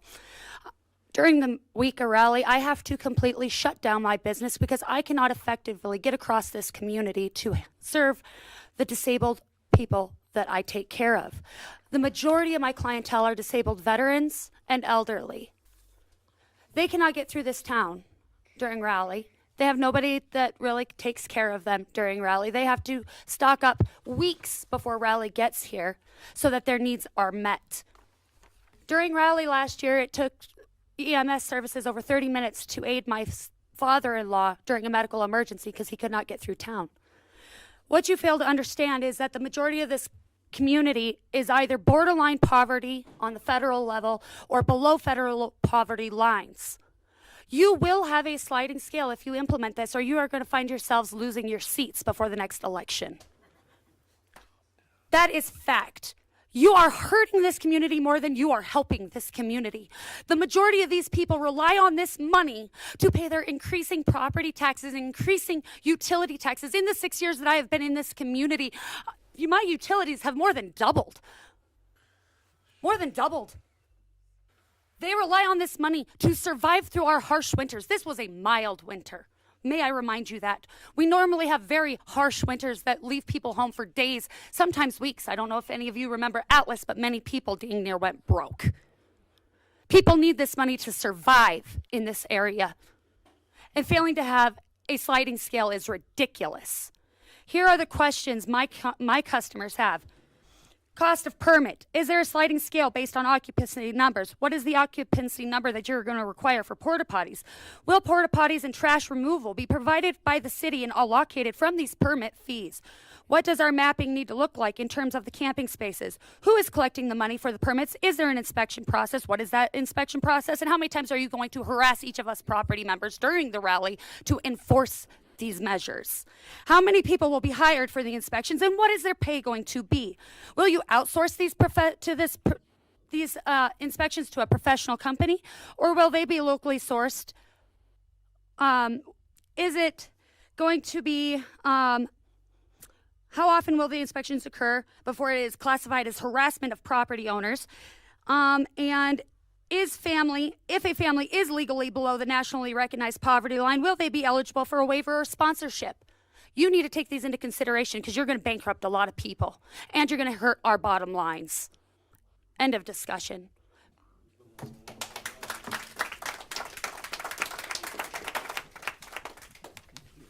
Thank you, Chris and Catherine. I just, Chris and Catherine, just certainly don't want to take camping away from people. I'm not going to speak for everybody up here. I'll speak for myself, and I think everybody up here's certainly not trying to take that away. Trying to just figure out what we can implement that works for everybody. So certainly looking. Leave them alone. Leave them alone. We pay the tax. Grow the rally, stop trying to cut it down. So, the rally, honestly, I won't go downtown during rally. And I've been a local, my business doesn't even run during rally. I run a lawn care and snow removal business. I will not work my guys to the rally because it's just too wild to pull trailers around with mowers. And it's just out of control. But I will not go downtown and spend $12 on a hamburger versus going to McDonald's and spending $4 for a hamburger. Or going to a bar, I don't drink, but going to a bar and spending $7 for water, I just have no need for it, but Yeah. this is hard because that income that us locals get, we survive on that. And that helps Absolutely. my dad back and forth to Sioux Falls for his cancer treatments for the last 14 years. And and that helps pay to keep the lights on, and pays taxes. You know, it's just.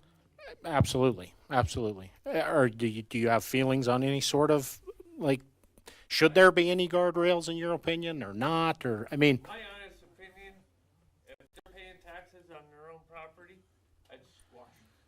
Chris, let me respond. 'Cause you and I are friends for a long time. I absolutely agree that a person that owns property has the right to do whatever they want on that property. I also believe that the people that live next door to them have the right of their property and so there needs to be a neighborliness involved. That gets thrown away a lot during the rally, in my estimation. I grew up here in the 60s when it was a different kind of a rally maybe, but now it appears that everything gets thrown out in terms of privacy because it's being done the way it's always been done. And that's what we're trying to solve. I think that's what Jesse's trying to say, is that we came into this, there were conflicts in some of the ordinances, and some said that you couldn't do something, some said that if you did it, here's what happens. And so we were charged with the responsibility of making it as even as we could. I absolutely agree that we have a problem with this for the time. I don't know how we can put something in place. If we did it tonight, we'd probably have difficulty. Work on a plan for next year or the following year, give it a, Well, we have to start somewhere, and this actually did start after the rally. So it's, not a few months before rally when people get the alert, hey, we're gonna start charging permits, and, you know what I'm saying? It's hard for, people surviving this town alone, Spearfish has all these big stores and Walmarts, and Rapids got all these Walmarts, and, we got Dollar Generals and, a Dakota Mart and Grocery Mart, thank goodness, but, this is a small community, and, Raleigh tears up this town for all the locals that has to go to work or can't work during Raleigh, you have given us, we're looking for answers. So everybody that's spoken has given us information that we need to have. I would have agreed with Eric that we put those numbers in just to give us a place to start. I don't think anybody had any idea this was going to be the finals at all. This is the very first public input we have. Well, and it hurts people. but where do we start? I'd go back to the normal way it was. Well, We're not, they're not running out like concert venues and Buffalo Chip, Full Throttle. There's not campgrounds like that. We're a small, basic front yard and backyard community. Shouldn't have to. We have veterans that come to my house. They don't want to pay $300-400 a night at a hotel. That's outrageous for here in Sturgis or Deadwood. You're gonna start losing people to Deadwood and Hill City and Custer. All the Buffalo Chip, Full Throttle, and, you said just kind of go back to the way it was. We have to fix the existing ordinance because the existing ordinance technically says what we've all been doing is not allowed. So that ordinance needs to be replaced somehow with something to make everything legal. Does that make sense? The exist. The one before it. What's that? What was the one before it? The ordinance? I don't know. 10 minutes and 20 people, wasn't it? I don't know.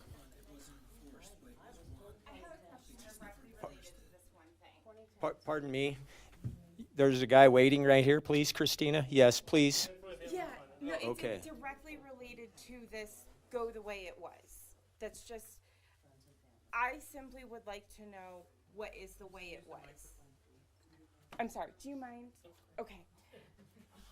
I just am wondering what the way it is. I'm hearing constantly today people saying, leave it alone, let it go to the way it was. Are we referring to the current code of 1108 where the way it is written, the way everyone is doing it is illegal? Or are we referring to the code that came before that, or the code that came before that, or the one that came before that? Because there were codes since 1994. I don't know. I haven't gone back that far, but I will. Yeah, so like when you're squashing this, are we leaving what's in place? Or when we're going back to that, what is that? That is very unclear. But I'm sorry. I think Eric would help me answer that, but the code in effect is what's in effect right now. I mean, I guess that's how I reference it, is we do have Sir, would 1108 you in sit effect down? now. What other people are talking about going back to, I don't know. Thank you. Hi, my name is Corey Back. I'm actually from Rapid City, but I want to speak for Anessa Hansen from 906 Lozelle. You guys may know it as Sturgis House online. And she wrote a long email to the mayor and a couple other people and asked her to be read here, but it seems other people have covered the vast majority of her concerns in here. But she's coming from a little bit of a different end as some of you. She's not she is a homeowner here. She spends several months a year living in Sturgis. This is her primary address. She and Kyle bought property out towards the Chip. They're building a house there as well. They are integral to this community, they feel. This is their home. They do travel a lot. Right now, she was in Japan yesterday, and they were trying to get back. They found out about this on Friday, and they were trying to get back here, and there was just no way, with yesterday being a holiday, they could make it back here. So I'm kind of here to speak for them, and in lieu of an attorney who they couldn't have done either on this short of notice. So they're trying to figure out what to do, because they're the opposite side of this. They're business owners, and their Sturgis House they stay in several months a year, but it is commercial. And you know, I said, well, they're not targeting you, except for she pointed out that you guys used the picture of her house on the website. So you are targeting Anessa Hansen's property, and it seems that effectively she'd have to give about 30 refunds right now for sales she has right now for this rally based on this, unless there's some kind of a compromise made, you know, that would allow them to continue camping on that property. Because do you consider 4 months a year to be owner occupied, or since they travel, does that mean they're not owner occupied since it's a commercial property? It does state, you know, camping on multifamily properties. Well, technically it's a commercial property, so you know, so there's a great many questions they have, and they spent a lot of money on that property to get it the way it is, and it's not just a crap hole thrown together and stuff. They try and put out a good product for people that do come, and they really work hard at it. And I know them personally, and Kyle cooked through the whole last rally himself, you know, to give people meals and stuff. And her biggest concern again is the drinking and driving that other people have mentioned here. They're right across the Iron Horse. I doubt there's going to be a ton of noise complaints coming from their house when they're straight across the street from the Iron Horse. But you know, but that being the case, they put up porta potties and the whole thing for their people. They, you know, the house is at code for commercial rental. It just seems like pushing this thing through right now for them, it means they're done. It means that this can't go on. And she's watching right now, but you know, from somewhere in the, I don't know, somewhere on an ocean, I'm sure, but trying to get back here. But just very, very concerned. And we've been friends since they were in Minneapolis, Minnesota, many moons ago. And she asked if I could come and speak to you guys for them. And like I said, I would love to go into great detail, but time is of the essence for you guys. You got swamped out at a city council meeting. You expect to be a few minutes and ended up being hours. But I guess that's kind of my opinion. I know a great deal about Nessa and Kyle's view of this, and they're hoping that somebody will swerve a little bit and not go as this is written. And I sure wish it would have been put out as these are just placeholder numbers and we can talk about it. But you've already stated that this is effectively the time to talk about this. And after this, you guys are going back into your meetings and you're going to come up with an ordinance. And then I hear another time you mention, well, we're going to get more input. When? Because We can get more input at the first reading. Okay, because I haven't heard a whole lot of opportunity for input thus far, and it seems as the earlier lady said, you said a lot of things you don't know. There's a lot of information you don't know, and Anessa would love to have an opinion, have the position to share with you guys her view of it from a business owner standpoint that, spent multi-million dollars over the past several years in this town building a couple of businesses. And to have that all go, well, maybe not next year, and I mean, now she's, like I said, we're less than 6 months out from the rally, and she's got 30 spots, or I don't know how many exactly, but she has many spots that are already spoken for, more than half, and she's looking at having to do refunds right now. They have people calling right now. She had over 100 people contact her, seeing what's going on with her area, and her answer is she has no idea. And, my personal opinion is doing anything this late in the game for this year's rally is really shooting yourself in the foot. But that's just, my uneducated opinion on the topic. If she's having 100 people, though, she's way outside of the scope. She doesn't have 100. She has, it's less than half of that, but she has people calling looking for spots, and a lot of people that know her in the area trying to look for clarity on this because they figured she'd know. And because she's a name in the area. She's known as a person, and people know that they run a business. So if they don't know, who would? Well, they don't know. They found out on Friday, and pretty shocking to them. If I may, Sure. I know we mentioned the timeline and what we were expecting. We may not get to a first reading at the next meeting. The point of this today was to get public input and to get more discussion and to be able to go back and then make changes based off of that and make sure that part gets included. And so we may not get to a first reading at the next meeting. We may have another one of these. I don't know. Yeah, and then then the only question that she fired at me just recently is public health issues, and she hasn't heard of any from her end, but obviously opinions vary on that, but she's not aware of any health concerns, garbage concerns, parking concerns in her area. But again, it's right across from, and as other people said, it needs to vary a little bit by, I know you're trying to get a cut and dry that this, then this, then this, but different areas, obviously if you're back in the subdivisions, noise complaints would be more of a thing. Where a place right on Lozelle should be able to have more places, more density, because it's, you could put an apartment building on that property if they were so inclined. It wouldn't seem that a few tents in the yard are going to dramatically increase the noise across from the Iron Horse. But that's just, that's just things for you guys to get in your head. I don't know. I've been in planning and zoning for many years. I was a developer. I know a lot of the back end of this stuff. I successfully petitioned in Spearfish for a senior living facility that was built. I've been through this whole thing, but I'm struggling to come up with one that fits you guys. And as another gentleman said, that this is a unique place. The Sturgis Rally brought my wife and I out here a decade ago, and we stayed in Rapid City and haven't left. And it's kind of what brings people to this area. And if you always hear people talking about, well, Sturgis is trying to kill the rally. Sturgis is trying to kill the rally. I don't know that that's true, but some days you wonder. Some days you wonder. Please don't let people wonder. Let them know that you're in support of it if you are. So that's kind of all I have. Any questions from what I might know about Anessa's thoughts, or do you guys good to go? I think you did a good job of sharing. Is there any comments? Thank you, Corey.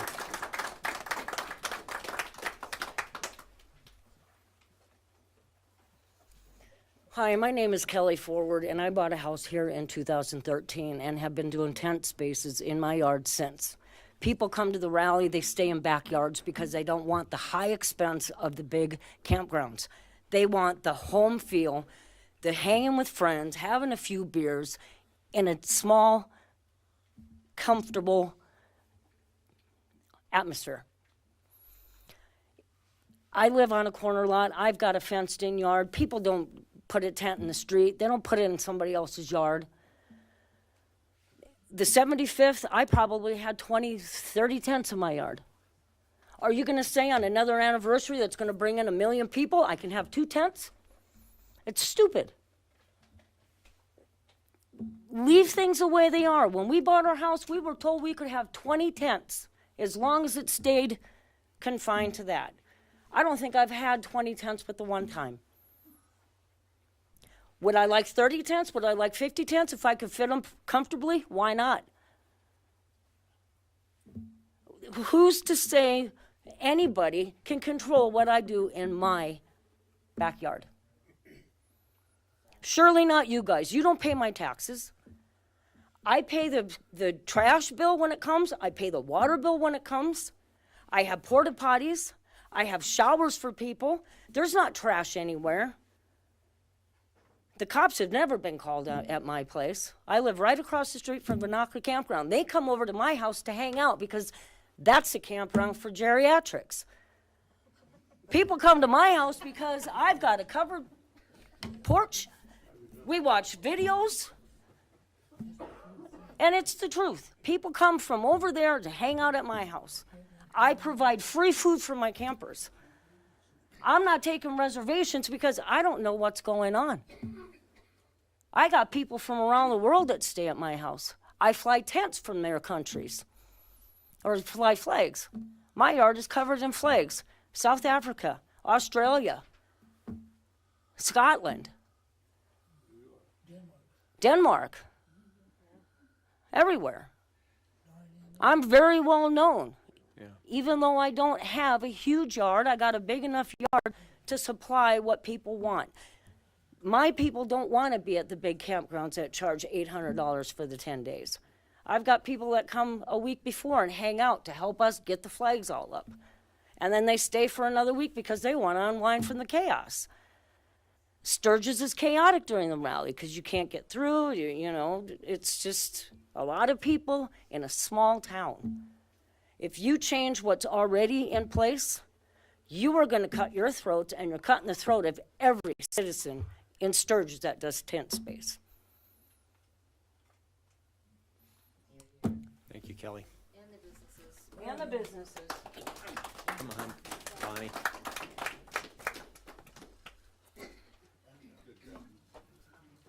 You gotta give me a minute to get here.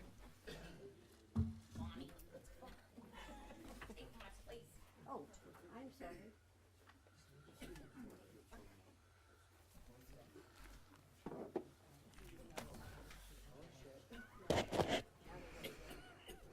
I don't want to take too much time, but I also don't want to talk too fast.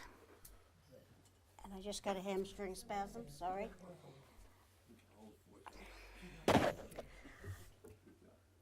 We have to make the changes.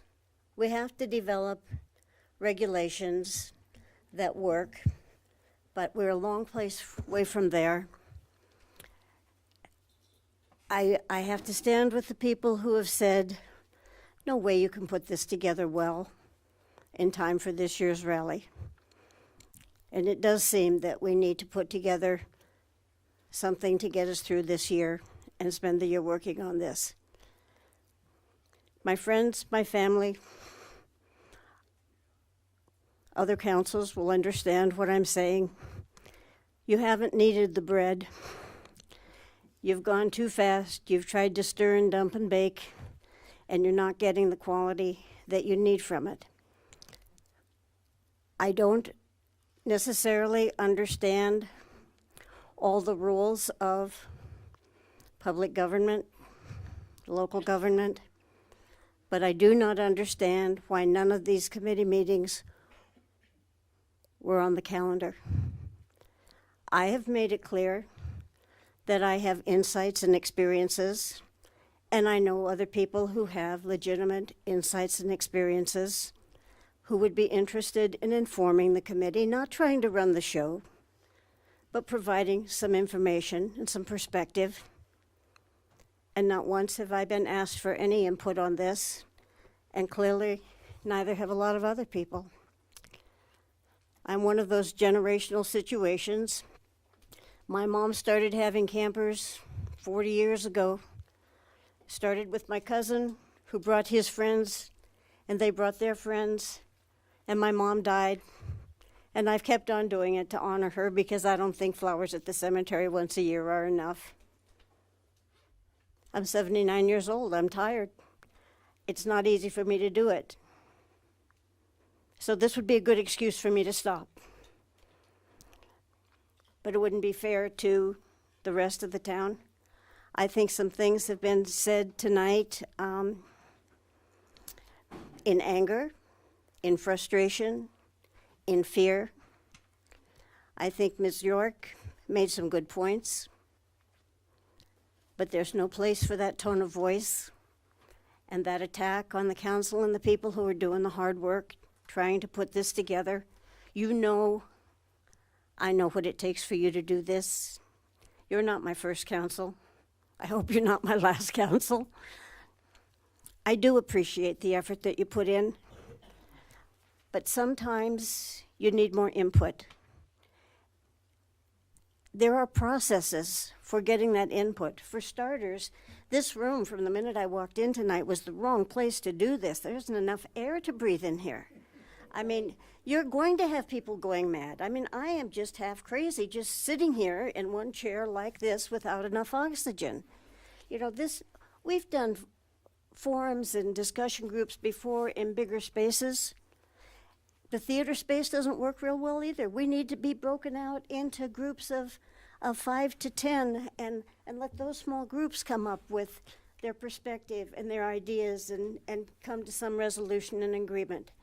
There are a lot of good processes for coming to agreement among large groups and complicated situations, and we've never used them, and we must. We need to. This is an important issue.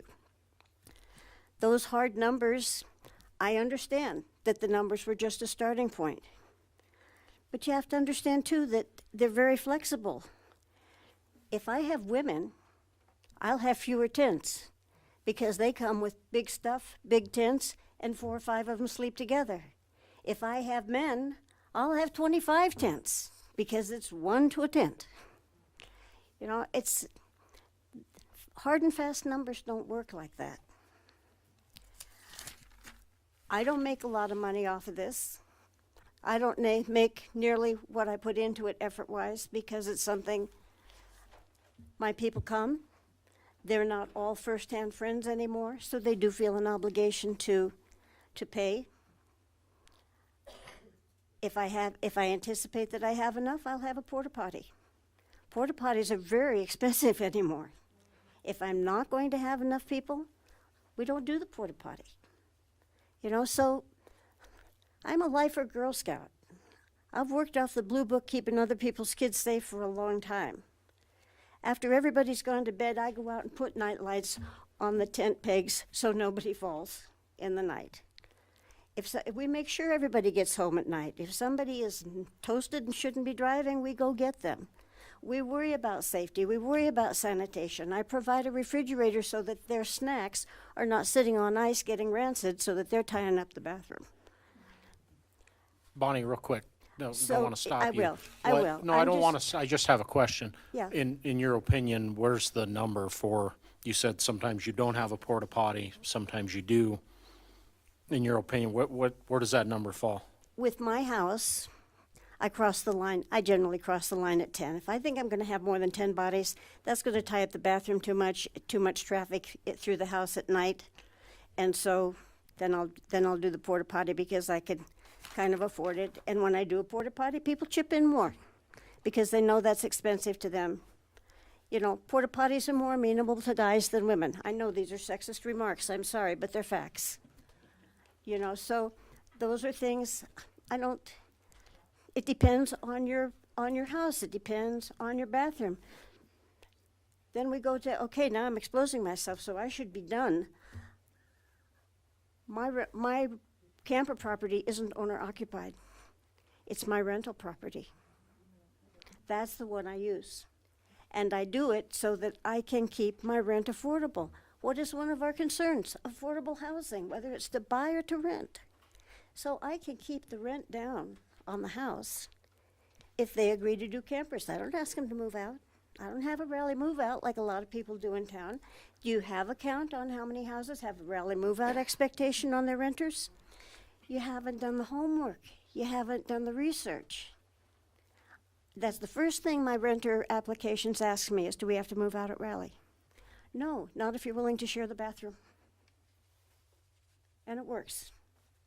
but it happens to be a house that the bathroom is the same size as the bedrooms because my aunt designed it. There are a lot of variables, and you haven't gone to the right places to get the input on the variables. And I think, yes, everything is different, but when you bring that all together and shake it up and pour it back out, you'll see the patterns, and you'll see the parameters, and you'll see appropriate expectations and limits. Nice. Thank you, Bonnie.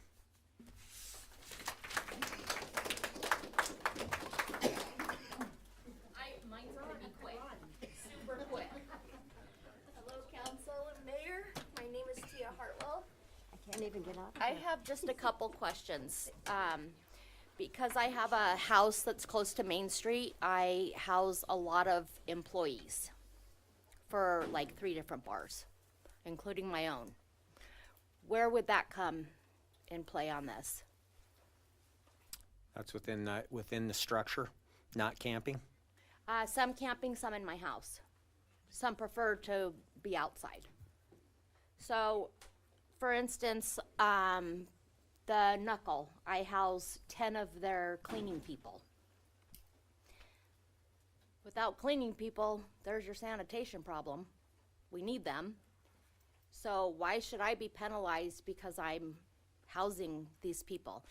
And you want to talk about housing people? I probably house what most of you would say, the crazies of the crazies, which are all the bartenders and the dancers and all of the, wild, what you guys would call wild ones. And I don't have complaints at my house. And I have a lot of people there, and I'm not afraid to tell you that. So where does that stand with me? I already have these people are coming to Sturgis. What do I tell them? You can't come? I have no place for you? Well, there's a lot of questions in the questions that in the question you're asking. I mean, the first is we don't know what zoning ordinance that is, so I don't know what it is. We're talking about residential right now tonight. So if it's a residential house, It's residential. so inside the home follows a different set of rules than outside the home. Okay, And we're talking about outside the home. correct. I have people that stay outside my home. So we have to come up with a number because these people are already planning on coming, just like everybody else. How are we gonna tell these people, we need to hear now, not 3 months from now, a month from now, 2 weeks from now. I think we should live and let live, redo it however you guys feel fit, but keep it the same. If you have to reword it or do whatever you have to do, that's fine, but it needs to stay the same. I think, how many complaints did you guys really have?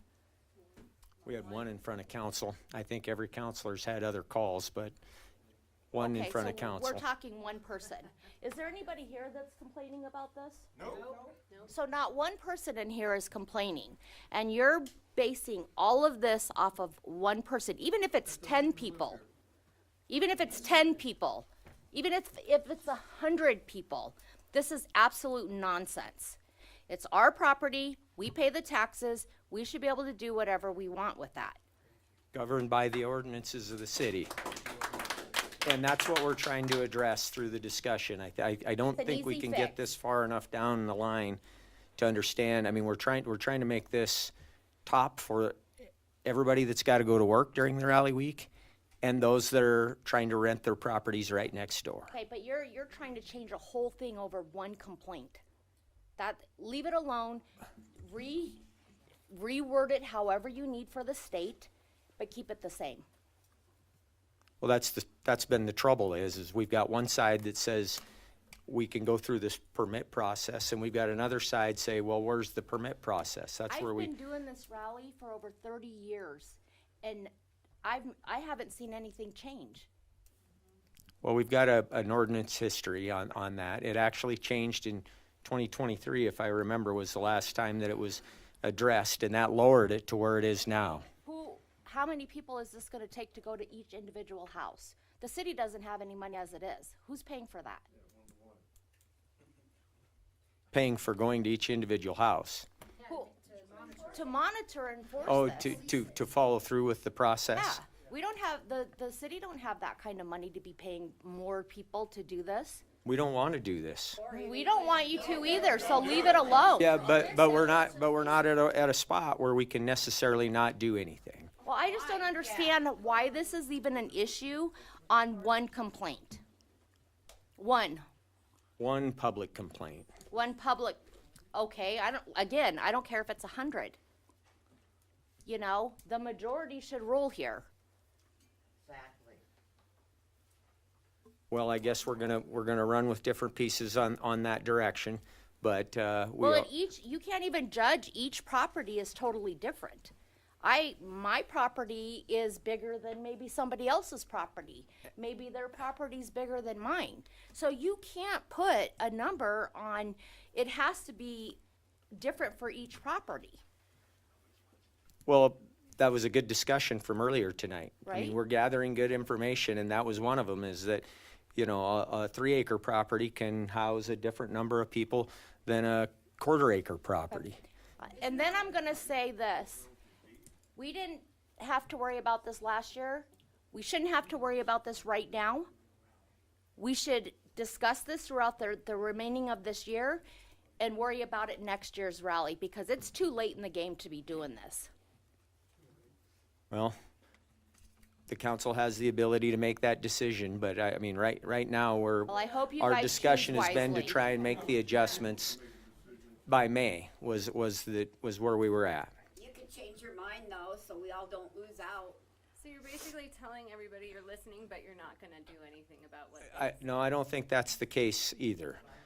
you guys are just hearing, but you keep asking questions to try to change it. You're asking the questions, but I can't just take away. Everybody's begging you not to, and it's gonna. Are you trying to grow the rally or cut it down? I If think- you're cutting it down, if you say that only 2 people or Would you however come many up to people the can dais, come- please, ma'am? If you say only so many people can come, and that's it, how is the rally Will you ever gonna grow? announce your name, My please? Jessica Price. Thank you. How are you ever going to grow this rally? Do you want it to grow or do you want it to go down? Why are you stepping on my time? I had to step on somebody's because everybody's so passionate Right, about this, Yeah. but So I don't think anybody's stepping away from anything. We're developing the list. no, you're not stepping away. You're going to go through with this after everybody's begging you not to, right? In a few months? Is that That's what you're not doing? Necessarily. That's I not mean, we true. want to gather the information. I'm not sitting here saying that. But you're not We're saying going to anything, May. whether or not, right? Is that what you're going to I decide at the think there's next going to be meeting? discussion now, after everybody's commented, where do we go from here? I think this should be a bigger meeting after this coming rally. Like all this, we're in February. Everybody's already been looking for stuff. It's the 250th anniversary of the country. You're going to have tons of vets coming here.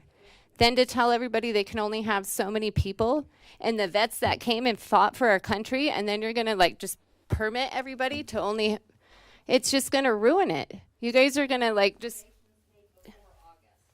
yeah. Okay, understood.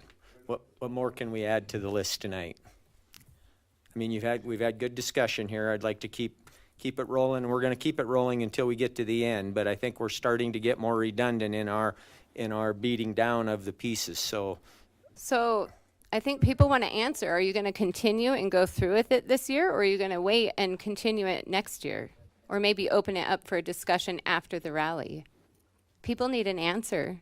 Well, there's no agenda item that we're making an answer on tonight. So we'll certainly see at our next meeting. If we don't have it on the agenda, there will be nothing. So you guys have the ability to drop it before your next meeting? We approve the agenda when they start. The councilors. Yeah, it doesn't, They can adjust the agenda right then and there. first reading isn't automatically I next suggest meeting. you adjust the agenda. Thank you. Sir, would you come up to the... My name's Dave Nichols. I've just got a question. Is May written in stone? No. It wasn't. Okay. Thank you. You could do it, say, in September. Well, if we follow the ordinance to its letter, we've got problems in it. I mean, that's where we started this discussion on, is that our ordinance isn't matching up with our enforcement level. Thank you. Thank you. I don't envy you guys. My name's Dave Geringer. Been doing a rally for 20, 25 years. I've never had the police called to my property. I have, excuse me, 15 to 20 camps in there, depending on the year. The 74th, the city council come around and said, oh, you can't have tent camping in your yard no more, blah, blah, blah. And then we said, well, why not? And they said, well, that's what the state says. Well, no, does the state run the town or do you guys? The 75th come around and they said, oh, you got to have tent camping. We ain't got room enough for everybody. As far as the cops coming, I've never had law enforcement in my yard except when they've stopped somebody out on the street, chased them through my yard, and tased him on my back porch. And I've called them from a vendor at Speedy Lube that has to come down my street at 100 mile an hour testing bikes. And I've called them every year 2 or 3 times. Nobody seems to care that he might have a kid. There's kids on that street. Kid walk out in front of that motorcycle, they're dead. He's sorry, well, that don't bring that kid back. But as far as having any problems, I got porta potties, I got showers. I've talked to my neighbors. Hey, do you got a problem? No. Have we been too noisy? No. If they get too noisy by 10 o'clock, I'm shutting it down. I go in and say, hey, cut it, knock the noise down. Everybody's good about it. We brought in a ride back and forth to go downtown for them guys. Most of them are vet, and then there's some Marines too, but most of them are vets. And there's, them guys just all take care of the place. I mean, if I need something, they'll help me put it up or take it down or whatever they got to do. And you've had 7 months to get this going, and you wait till the last minute. You must be related to my wife. So there's no reason why you can't put this off till next year. Let us do our thing this year. I got people calling me like everybody else says, hey, we got to have a rally. We got a place to stay. I have no answer for them. I don't know what you guys are going to try to do to us. Thank you, That's all I Pete. got to say. Appreciate it.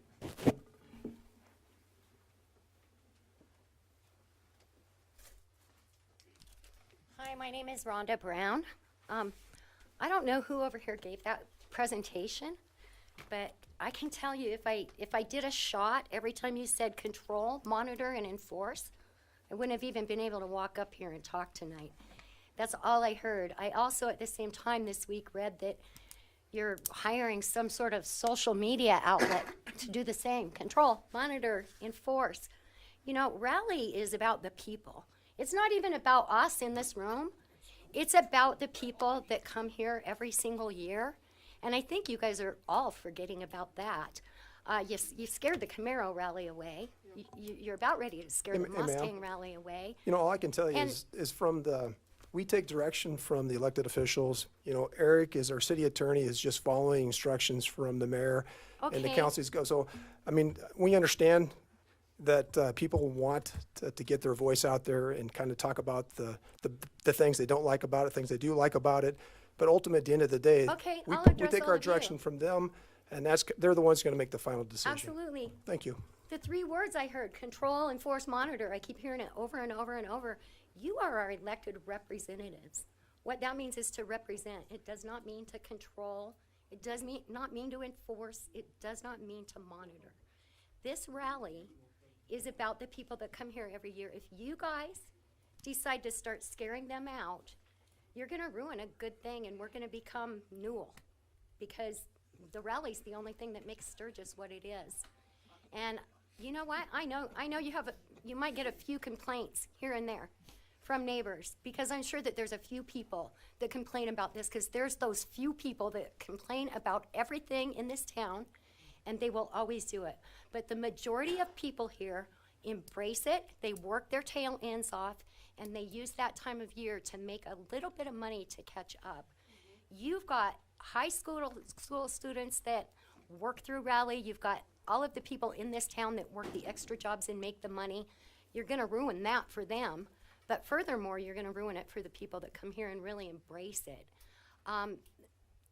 For the very few complaints that you actually do have over camping, I don't understand why you're even wasting time on this. There's so many more fish to fry in this city. Like, maybe running a decent budget instead of running a deficit. Maybe making the city workers happy who all got their pay cut recently. Maybe address the things that are important, but I don't think rally camping is all that important. I don't think it's important enough for you to infringe on our right. You brought up, you have allowed by right. No, we own our properties. We have a right to do what we want to do on our properties. If you get a complaint from our neighbor, just like if you get a complaint from my neighbor 12 months out of the year, I expect that you're gonna come and knock on my door and address that complaint. And I'm either gonna deal with it or you're gonna come back until you give me a ticket or do something about it. But we have 10 days to make some hay while Rally is here. And the fact that you guys are attacking that, you attack every person in this room, you attack our livelihood, you attack the people who come here to work. A lot of us host workers in our yards. If they can't stay close, then where are they gonna go? If we have to push those workers out for guests, that's what we're gonna do. And then you're gonna have inebriated workers going back and forth and probably not showing up to work. So I just think it would be a good idea to just take that whole thing and do that with it and move forward. I mean, one complaint does not justify what you're trying to do. And it really just doesn't justify the way that it infringes on the people in this community that work so hard to make Raleigh what it is. And this city benefits greatly from every one of us in our hard work. It benefits a great deal. If you didn't have all of us doing that, Raleigh wouldn't bring in the money it has. You wouldn't bring in the sales tax, you wouldn't bring in the grocery store money, the liquor store money, any of it.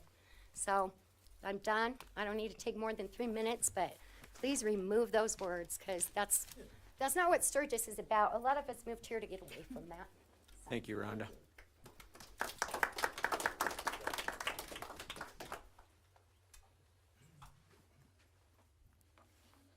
Hi, I'm Paul Fosdick.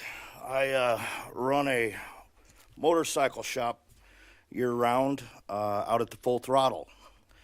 I'm a resident over here at 1805 Park Avenue. I keep my staff on property. They're to be in bed at 10 o'clock at night. They don't cause problems. I have 3 campers in my yard. This is going to affect me. And, you know, I can put them out at the throttle. It doesn't cost me anything. What it does is it costs the city, because they eat out there. They spend all their money out there then, where they spend it here now. So just keep that in mind with where people are spending money, I guess, is the most important thing for me. So that's all I So got. Paul, your issue is number, allowed number versus not, I mean. Yeah, you know, that's really the biggest thing for me. You know, I put 3 campers on the back. You know, we all use the bathrooms in the house. You know, back when I was a different company, we used to rent a house up on Baldwin. I had 28 guys that came in, a 4-bedroom house, 2 bathrooms. You know, we produced a tremendous amount of garbage renting a house for $10,000. I discovered a cheaper way to do things. So what's next? Are we going to go after the Airbnbs for garbage and everything else? You know, I mean, we need to think about what we're going to do to the business owners here that are, you know, just getting by.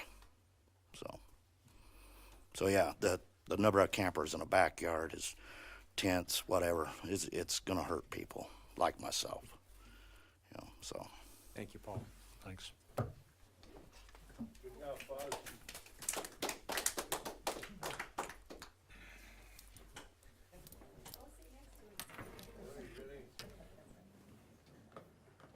Good evening, ladies and gentlemen.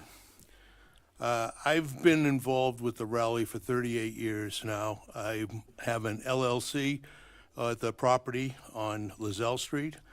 We're a bunch of, as we call ourselves, a bunch of old men behaving badly.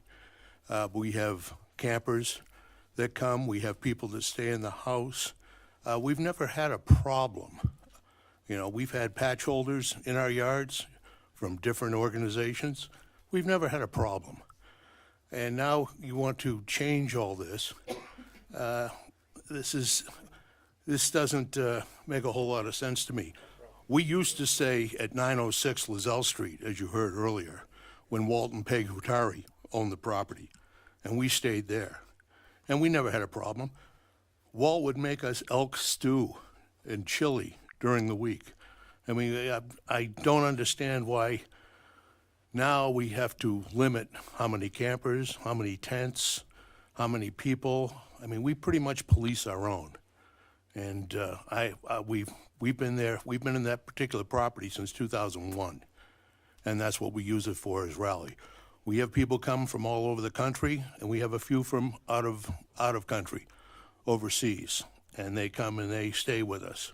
And we all pitch in, and we've never really had a problem. I'm a business owner here in town. I've been in town 12 years running a motorcycle shop. I'm out in Whitewood Service Road, so I'm Ward 1. But yes, I understand this is much ado about nothing. I think you guys, I understand where you're coming from. However, you're too late to the dance here to do it for this year, you know.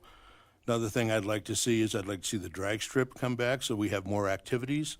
I'd also like to see the half mile come back, seeing how it's been designated a historic place by the state, but the city doesn't seem to want to follow through with the state's recommendation. I think that would be a great venue. I think it would make money. We have three businesses here in the Black Hills. We have timber, tourism, and ranching. And by far, tourism is what drives this economy in this part of the world. 4 million people go to Mount Rushmore. Well, they don't go to it in 10 days. They start in April and they go to October. The same thing with Raleigh. I've got people that come in here the middle of July because they don't want to be here for the actual mayhem of Raleigh. They'd like to enjoy the scenery, the roads, the Black Hills, the different venues, Hill City, Deadwood, you know, all the different places. Go up to Lead, go down to Sundance, go out to Newcastle. The roads out here are fantastic. I've been cross-country over 40 times, and I decided to move here 12 years ago because I like the area, I like the roads, and I like the people. So I think if you are going to run with this, I think you need some more input from the residents as far as that goes. Thank you. Thank you, sir.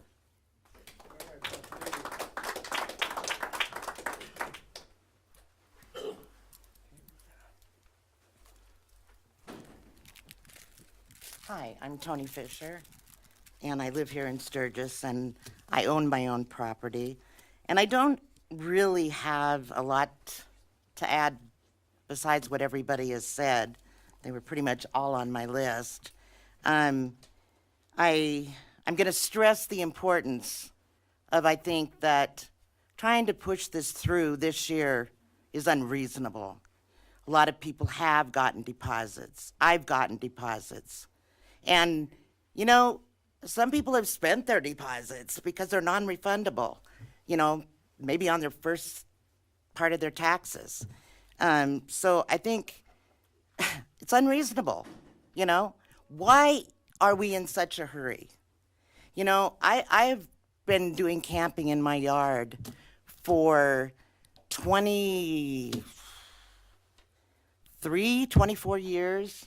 My neighbors have, and I guarantee you, you know, there is no noise level coming from our back-to-back yards. Well, you know, there's 3 of us side by side, 1 in the back. And then we've got Hell's Angels on the corner. And I don't think they're probably going to be too happy that you're going to be telling them that all their residents family can't come and stay in their yard, because I guarantee you there's more than 10, you know. So good luck with that one. Now, I do have a question. So without a permit, how many, I guess I'm not quite understanding, without the permit, how many are you saying can camp in your yard? one tent, one person? Am I wrong on this? 2 units and 10 campers is what, 2 units. So what if you have 10 people and they're all individuals and they're in 10 tents? that's 10 units. So you're saying that wouldn't work? Well, that's how it is right now. We're not in alignment with our ordinance. That's what we're trying to. Most of my people, part of my people are single men that are in a tent, you know? And so, first of all, the number is, it's not even fathomable for people. You know, first of all, last year you told us we had to have a porta potty if we had 10 or more campers. Well, the cost of a porta potty is $350 to $400, you know, for the rally. So that's going to take, depending on how many people you have, either you could go in debt, or, you know, it's going to take at 10 campers. It's going to take 10 campers 1 day of your camping to pay for the porta potty. Okay, then, you know, then you've got, if you're going to have a camping fee, there's that, and then there's the what am I trying to say here? I forgot. Sorry. Then there's the taxes that have to come out of it, you know, and that's the other thing, the taxes, and everybody's talked about the taxes. There are a lot of elderly people or low-income people in this town. The only way they can pay their taxes is through rally camping. So what happens then? You know, do they lose their homes? I don't know. I mean, for me, you know, I mean, I have a lot. I bought the lot with the, you know, where I could have campers on it. Now, I'm not sure if I'm excluded because I do have a fifth wheel and a garage on it. Now, according to this, am I excluded or? Outside in the open air. Pardon? Outside in the open air, so not in a building. So you're telling me I can't have campers, RVs on my lot anymore, even though I have a garage on there and a fifth wheel? Well, that comes into non-conforming because it doesn't have a residence on it. So that's the first time that we brought that up tonight. Well, that's BS, because when I bought it, I was told I could have them there. The person before me had it there. I've invested in electrical on my lot. I have a lot of money tied up in electrical on my lot. And now you're telling me I can't. Nobody's telling you anything other than what our ordinance says right now, which is No, right now. according to the ordinance, I was grandfathered in, and I was told I could have the RVs on my lot. And I guarantee you, just like my campers, every one of those people, every one of those RVs, every one of those 10 people, they do not go to the Full Throttle. They do not go to the Buffalo Chip. They keep their money in town. They spend their money in town. Okay. And we've all heard that, you know. And if you do this to me, I have to sell my lot, you know. And I don't think that's fair. I bought it with that intention. And so I'm going to be forced to sell the lot because I can't pay the taxes on that lot. It's right on Lozelle. It's too expensive to just dig up and pay taxes without renting it, you know. You know, there's something about if it's not broke, why break it, you know? And the other thing, you know, I'm not going to go through everything that everybody's already said because you've heard it. But one thing I am going to tell you is, and I think it's important, and that's that I'm on probably my second group of people in the 20-some years I've done this. And so the people I have now have been coming to my yard for a little over 10 years. They are friends. They have become family. Not just them to each other, but them to us. And you want me to tell them they can't come to my yard anymore?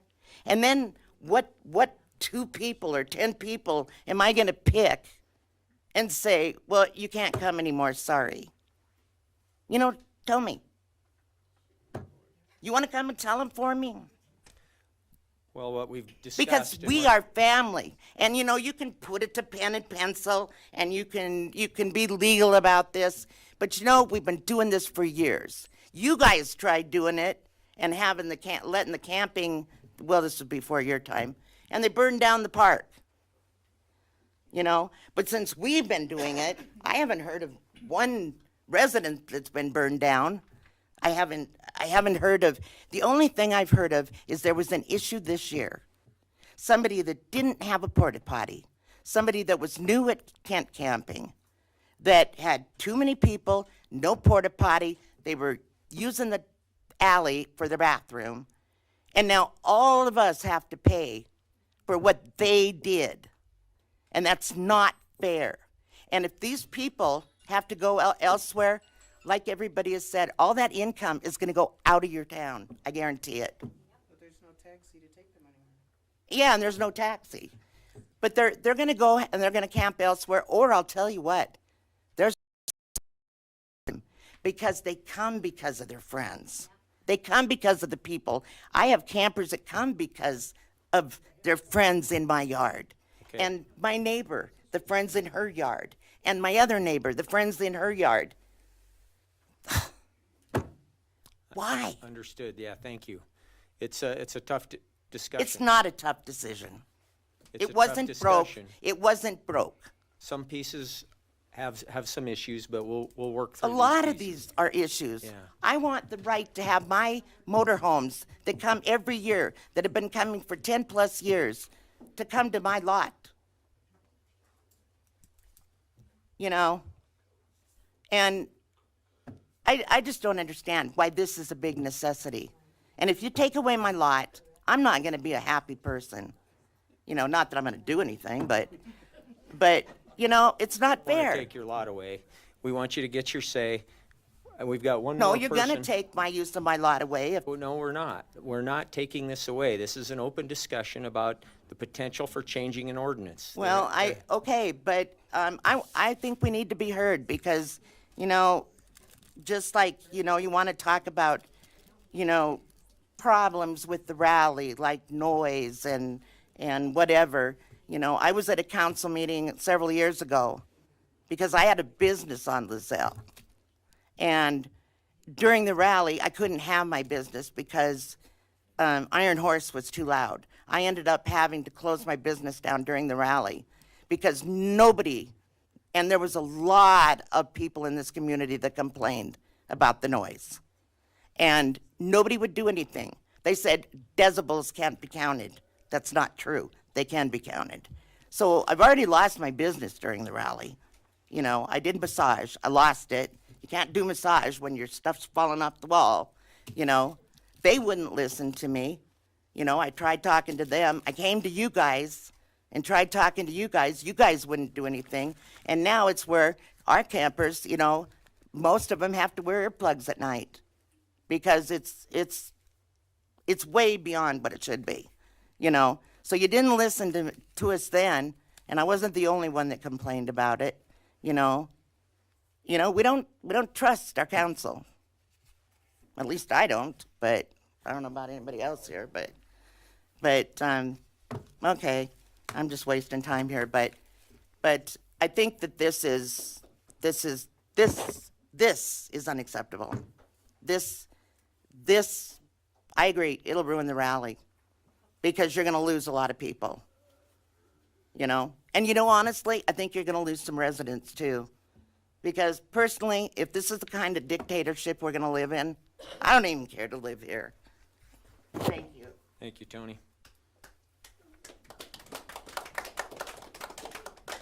All right, I think this will be the last speaker for tonight. And I'll be quick. Yeah, no, you'll be good. Thank you. My name is Dina Hillman, and the thing that bothers me about this whole thing is that I just heard about this meeting this week, and it was just broadcasted on the news tonight. And you guys said that you were going to offer up transparency. I have no one telling me about what's going on in these meetings. We got to come to meetings to find out. The thing is, notify everybody in town. I don't know, do a mail out, whatever. Do something, because there should be a lot more people sitting back here. And like Bonnie said, there's not enough air in here. I would like to see, I'm in Ward 3, I think. I would like to see my Ward 3 person knock on my door. Guess what? This is what we're doing. What's your opinion? Nobody's asking us our opinion. This is America. Let us vote on it. And I understand there needs to be rules. There really does. But we're the people. We're the taxpayers. We pay your wages. We have a right to say what goes on in this town. And this town needs a lot of help. And it needs all of you to include us in what you're deciding. Not just a couple special people on the board. We need people that are out here working and struggling. I work at Poker Alice Casino. Do you know that in the last 2 years, our people that used to come in all the time are not coming in anymore because they don't have money? This town needs the income from Rally. We lost the Camaro Rally. God only knows how you let Spearfish get that. We should not be losing any of our rallies. We should be promoting this town. And I don't see that. I see a lot of bills coming in, but I don't see a lot of any income coming in. And Rally is income. Now, everybody in here makes money off of Rally. And there are a lot of people in town that do not work during Rally because the business is closed down. And what are they supposed to do? Just suck it up? You got to think about the people that are paying your wages and start knocking on doors, start telling people, and we need more meetings about this. And I understand we need rules. I get that. Yes, yes. I You know, get we've that. had plenty of meetings as well. This has been a topic we've talked about every month since the rally. So, I don't know anything about it. To every person in this room, your little group that's putting this together, we'd all like to be invited to be part of it. it's in this council meeting. It's been talked about. Well, what about your 4 people, your 4 special people that have been doing it? We'd all like to be involved in that part of it. Instead of just 4 people, you got 100 people here who will all volunteer. You can't get any work done with 100 people in a committee meeting. Can't get any work done, period. Why not? We're doing the work right now. You know, you've already spoken. I'd like to end this tonight. We've got a lot of work to do. We're not talking about anything new. Do you have anything to add, Nope, I'm Dina? good. I just wanted to say, get a hold of me. You know, I live in your neighborhood, obviously. You know, get the information out to the people so they can be informed. Thank you, Dina. Thank you. And there's a lot more people that are just sitting in this room that are against this, just so you know. Can I just ask a question? Quick, just a little. Well, we'll give you one question because you're married to my cousin.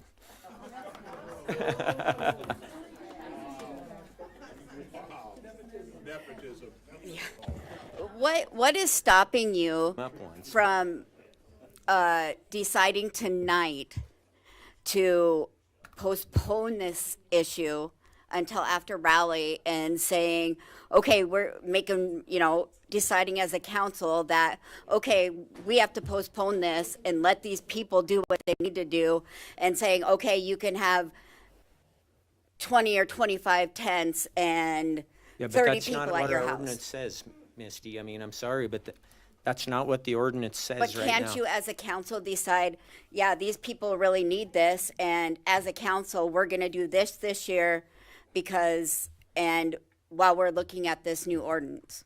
Well, Because we can't get this We done can't before do Rally. that to an ordinance. We have to do it with 2 votes, publish in the paper and the time. That's Well, not. we know that it's been done like this for years, that we've been doing it. Why can't you say, we're not gonna get this done before Rally, and we know that this is what's going on, what has happened forever. Yes, we know that people are gonna do this. Yeah. Good, that's a good idea. I mean, I don't have an answer that we can give right now, but thank you. That. Why does it have to be now? Why can't it go till next year? We've discussed the timeline. I mean, council can change that. Thank you. I think we understood. 2 minutes. 2 minutes? Set a timer. Start the timer. Start the timer. Hi, all. I am Christina Bean, and I recently, moments ago, heard something quite alarming, and I am very much a facts person, so I would like the people behind me to know the one complaint had absolutely nothing to do with lack of a porta potty, peeing in alleys, or any kind of rowdiness. The one person that was complained against has also never had the police show up at their property. The one person that was complained about also is very nice, kind, respectful, and appreciate everybody's opinion. The one person that was complained about is actually two. It's me and my husband, Daniel.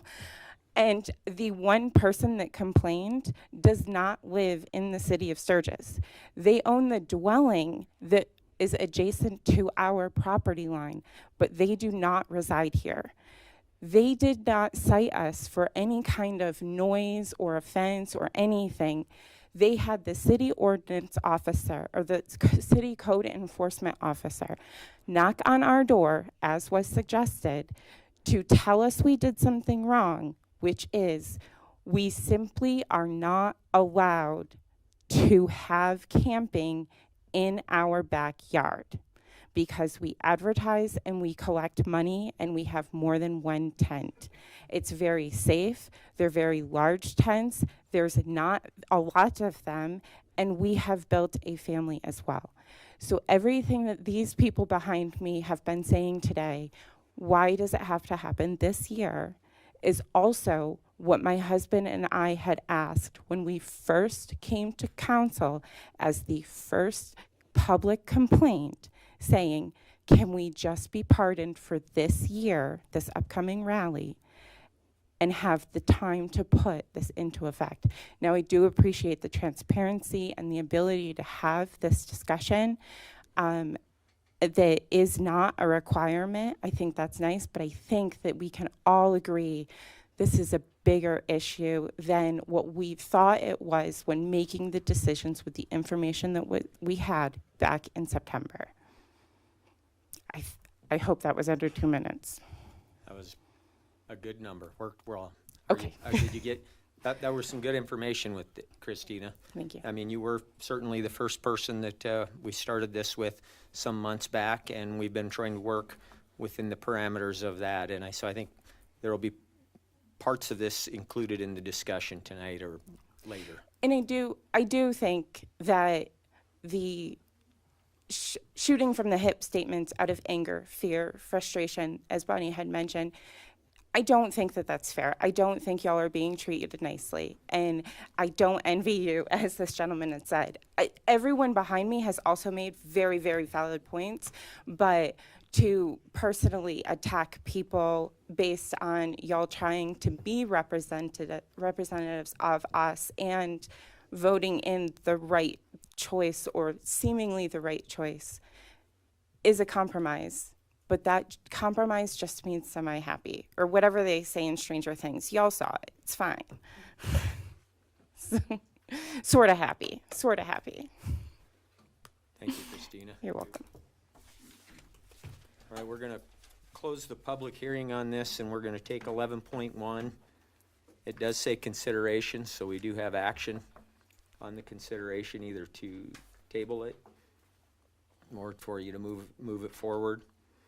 I think we've had some compelling discussion on some components of this that should cause us some time to dig through it. I'm not sure, though, on the direction that the council would like to go on this. Does somebody have a feeling on this? Well, I think that from the, Jesse, let me know if I'm ahead of myself here, but we've got another meeting planned, and part of the reason for that meeting coming up in March is to kind of absorb all the things that we knew we would hear tonight and make whatever adjustments need to be made. This proposal was only for that reason, to let people speak. And so in terms of my thought, we're not ready for a decision from the council. So this was good information. We'll have another meeting on this. And I think that bringing it up to take it a year later is It seems not like out this of place. It seems like this is going to take a while, Yeah. right? There's a lot of things to, certainly more than I anticipated, things to adjust, things to look at. I would be interested, Eric, is there a way to let people move forward this year? Can we come up with something, let people move forward this year and work, however long this takes? Whether and when to pass an ordinance modifying the temporary residential camping ordinance is up to the council. The question of what to do with the existing unlawful nature of the camping and the enforcement of that is probably going to be up to the mayor, and that is probably a conversation that will occur, just an analysis of, we have to understand the reality of the kind of a significant portion of the scale of residential camping that we've been talking about is not in line with our current ordinance, and what to do about that is a separate question if the council decides not to move forward this year. Is it an option available to amend this ordinance this year? Yes. I guess that's my question. What is our option to continue to work on this proposed ordinance through the year or whatever, but allow people to move forward this year? What is our options to adjust the current ordinance? That was my question to piggyback off of that. Can we suspend the current ordinance since it's never really been enforced or followed? So if you suspend it, do you replace it with anything or just? I would say no. So there is nothing regulating? And monitoring the complaints, really. I think, was that option 1 that you talked about? Don't change the ordinance and not enforce was either option 1 or 2. And again, there would need to be additional consideration and analysis that went into that, including coordinating with the city's good partners with the State Department of Health. Again, the part of the reason that the existing 2021 ordinance exists right now is because it was enacted in coordination and conjunction with the State Department of Health. We will probably need to communicate with them if the idea is to repeal the ordinance that was created with their input and go to the Wild West of anything is allowed at any restrictions. So that's an analysis that would occur. Can this be? I'm going to take 5 seconds. I will follow any ordinance. I will have all of my friends do whatever the heck they want. And the day you guys come onto my property to try to enforce anything, there's going to be some problems. And that's where it's going to lie. You're going somewhere. I can see it. Good luck where you're going. All right, back to this discussion.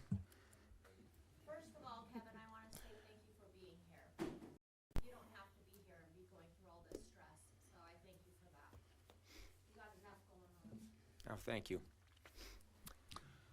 Can this be referred back to the ordinance committee for them to decide where this moves? I don't know if that's the right way to say that. I would like to have the discussion now and have a direction now. Because we don't meet till March 10th, and I think the idea is clear, what we've heard. I've thought that all along. How do we do something that doesn't affect the rally this year? I mean, it's pretty hard to enforce all the things we're trying to do this year. So I think we can probably, March 10th, we'll probably have the same discussion and the same resolution, which is let's put it off. So I think if we're going to think that way. Well, what do we do about our ordinance that's on the books? Yeah, can we revoke it? Well, Eric, we're not enforcing it as it is. I'm not. The ordinance on the books, as you indicated, we have been the city for several years has been not following the ordinance. Can we put that off for, well, can we continue to not do anything about it and still have the, we have this idea of getting it done, but if we got it done in May, it's still a little hard to get it finished this year. Has it been a problem, really? Ma'am, it's just, Has it really been a problem? I'm sorry, Jim, what was the question? my question is, we have been not enforcing it as you brought up. I thought you did a very clear presentation at the outset. I thought that's what we really have the problem is that we don't have an ordinance that is being governed. We haven't done anything with it, and everybody's been doing it the old way. The term grandfather should be outlawed. But the fact is, we have people that are working now. If we don't do anything, they're just going to go the way they've been doing it. As we continue to work with the ordinance committee, we put that in place in September, then people have a chance to plan for next year. Can we do that? I mean, then we don't have to make any arrangements for the present ungoverned ordinance. Excuse me. Again, going back to the issue of the separation of powers, just laying a baseline, the council's job is to pass the ordinance and the regulations, and the mayor's job is to enforce it. And so if the council does not move forward with a potential ordinance change this year, that is certainly the council's prerogative. What to do in the meantime is going to be mostly in the mayor and city administrator's lane, with analysis that needs to still occur if that is going to be the council's direction. And so that's something that we can report back on at a later date.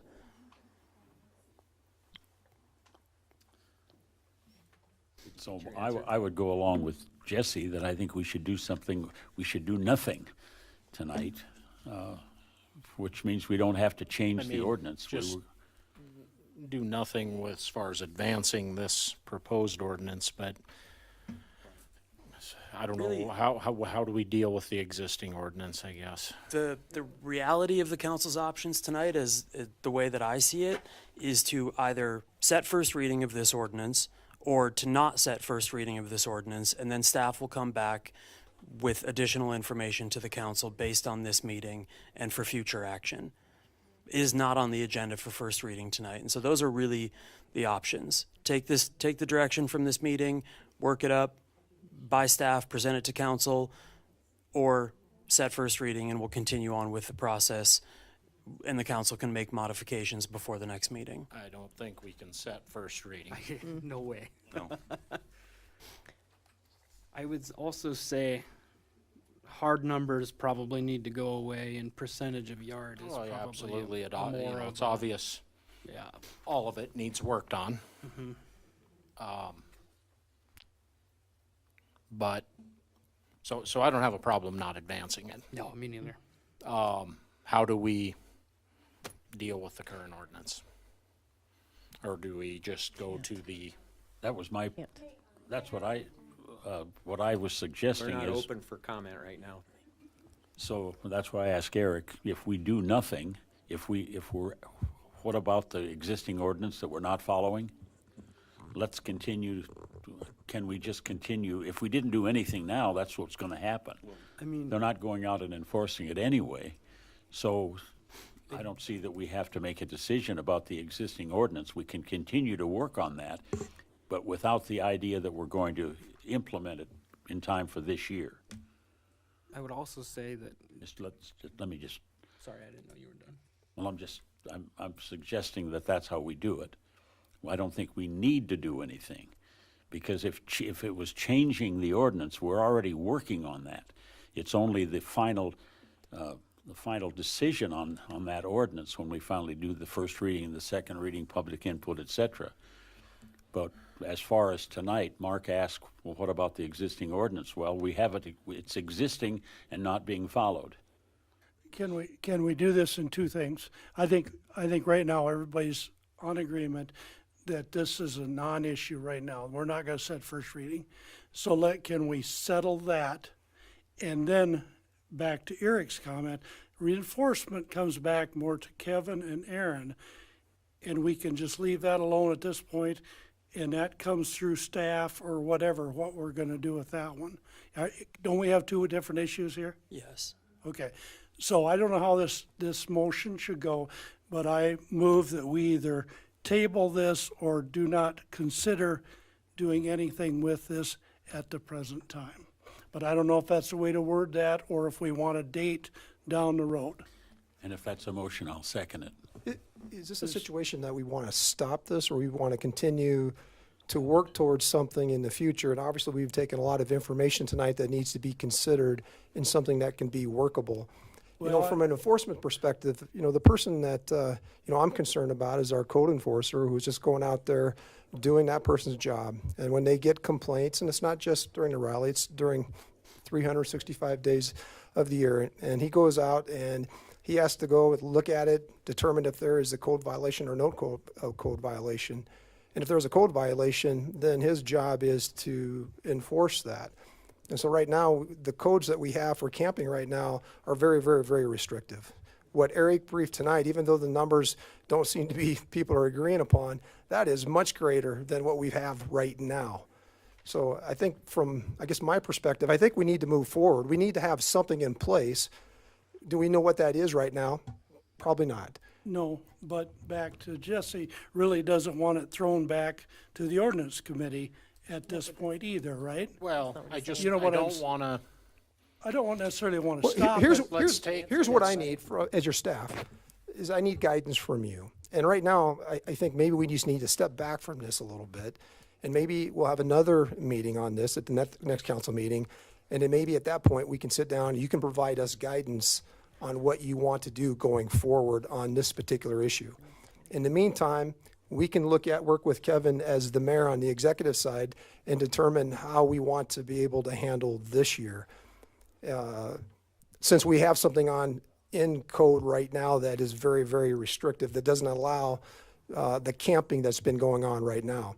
So maybe we just needed some time, because we need to have some guidance from you versus, you know, guidance from us. Because again, Eric's, all he's doing is working as a member of a committee. He's one member of it. This has been workshopped by a lot of people and staff, looking at it from law enforcement, from public safety, from public works and health and safety. And so at this point, again, I think what we need from you is some kind of guidance. And I just don't know if we're there tonight. I think we got a lot to sleep on. And to use, you know, how Bonnie talks about this, I mean, just move back away from it. Let's think about it. And then maybe here in the future, near future, you guys can provide us guidance on what you want to do. I'm hoping that we need to go forward, because we just can't not have a code there. There has to be, when we talk about not to be overburdensome, we don't want to overburden property owners, but we also don't want to overburden the people that live in that particular neighborhood also. You're trying to find that balance. And obviously the numbers that came up tonight was probably not that balanced, got that loud and clear. But we do need to still find a balance. We have to do that going forward, because we represent 7,000 people, not a minority. We represent all of them. So I guess that would be my thoughts. Yeah, thank you, Aaron. So we got a first and a second. Are you still in line with your?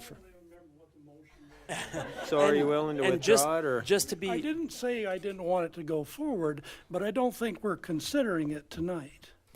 Does that make sense? And yeah, and to be clear, there is no council action necessary tonight unless it is to set first reading. If the direction is, as Aaron has indicated, to refer this back to staff to work it up and get another touch point with the council. Are you guys comfortable with that? You know, I'm comfortable that we keep working on it, but yeah, I don't think we're anywhere near first reading. My No, I concern don't is, either. what do we do now? I think one of the biggest issues we heard was we're taking reservations. What are we, what are we supposed to tell these people? If we, Well, I mean, I'm just saying for now, how do we handle it? Well, and that's what we're discussing, is if we leave it. but in my motion, if we don't consider it, can't it move forward yet? It didn't say we're done with it, did it? It just said we're not going to consider. When I heard you say we're not going to consider it, I saw that as we're not considering it. And come up with one that'll work then. I mean, And What, noth- what, Okay. Yeah, it's a tough decision. Bonnie, when we get a motion in a second, you'll have a chance to. I will Christina s- as well. On the other hand, if our job is to represent the city of Sturgis, then we've heard several times about this is too late to get anything done for this year. And I think the sooner we let people know that they can start taking reservations, we should take that. Excuse me for being a citizen rather than a counselor, but in my mind, we need to make that decision. We need not to wait for the next meeting on March 10th or this next meeting. We need to give the residents some direction themselves. Absolutely. Like I said, when I got 7 pages of notes, and when, like you said, all of them are reservations, and one person could possibly lose 30 people, we need to give them the direction that tonight, so. And respectfully, I'm not sure the council can give that direction tonight. I would say at least, again, it's an executive decision. Again, probably the earliest that we can distill this information, analyze it, communicate with the Department of Health, communicate with the mayor and the city administrator. The earliest it's going to occur realistically is in 2 weeks, 2 weeks, the next council meeting. 1 day less than 2 weeks, but still almost Fair 2 enough. weeks. Roughly 2 weeks. Motion to table this and continue further work on it. That'll set us Until back when? to the very next meeting. I'll second. You don't want to bring this up at the next tabling, it's going to bring it up at the next meeting. That's what you just said. That's what tabling does, is brings it to Is the that next what we meeting. want to do? Well, for the report. How to deal with the current ordinance? Yes. If you This table still it, needs like a ton of work on it. It cannot be just thrown together like this. well, it wasn't thrown together. The I know. committee's been working on it for 4 months. Wrong wording, sorry. Fair enough. You put a lot of work into Fair this, and enough. I know. Procedurally, under ordinance, if the council tables it, it means it's going to be reconsidered at the next meeting. Again, you do not have to take any action tonight whatsoever. If you don't take any action tonight, then we'll proceed with the staff recommendation as it concerns, or the mayor's directive, as it concerns enforcement if the council does not move forward with an ordinance change. Staff will work that up. But I would like to make sure it comes back up on the next meeting. So if we don't do anything, that doesn't ensure we get to talk about it again in the next meeting, right? A change to the ordinance or a change to the enforcement posture? Whatever we need to do to make sure that we are able to have a enfor- discussion. I'm not looking to set a first reading at anytime soon. But if tabling it to the next meeting allows us to have a conversation about enforcement or what is going to happen the rest of this year, then that's what I would be seconding. So we have two issues. One, I'm going to make a motion to not set first reading. Do we Yeah, have we that? have a motion. I'm sorry. You can We substitute got a motion. motion to table with, it's been seconded. I guess We've got a motion and a second that's on the floor, so either we vote on it or we rescind it. And just tell me the motion again so I understand it. to table it until the next meeting, The proposed. so that we can so that they can do more work to talk to state about the current ordinance and the ramifications if we do nothing this year. So tabling everything, basically. Yes, so we can do more work from all these notes that we've taken tonight. Staff But I can- don't know if tabling was the right word. It might have been. If that is the motion from the city council, staff can report back in 2 weeks with an update based on the discussion at this meeting. So that, All right. would it be better to rescind my motion and reconstruct it, or? I think it's fine as it stands. Okay. Good with that? Any quick questions? I still think we need to let these people know tonight. We've got two from the gallery here. Bonnie, you're close. While she's getting out, you can make a comment here. And Christina, are you up next? So tabling it just brings it back for discussion. It does not bring it back with the requirement of first reading or setting a first reading at the next meeting. It just brings it back for discussion. Some form of discussion. Okay. And then I just have a couple of things for clarification. I mean, obviously, we sit here with an ordinance that's out of sync with the state and expectations, so we've got to get that in line. But do we know what the state's expectations are of us at this point? How understanding they are they putting pressure on us? What's our relationship with the state over this issue of our camping that's got a wacko ordinance that hasn't been enforced?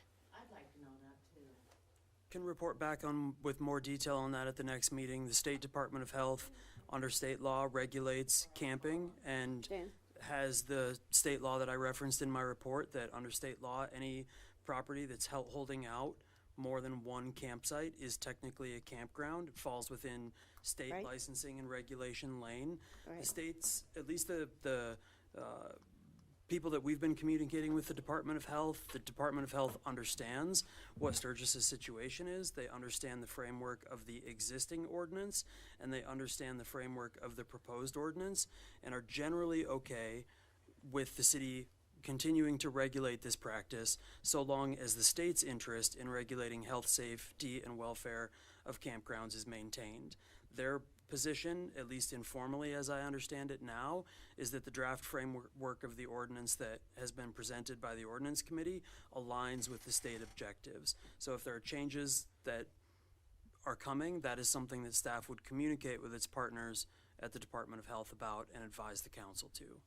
But there's no reason to communicate with them at this point because we don't know that there are changes coming or what those changes might be. So you're saying right now, we're not in there.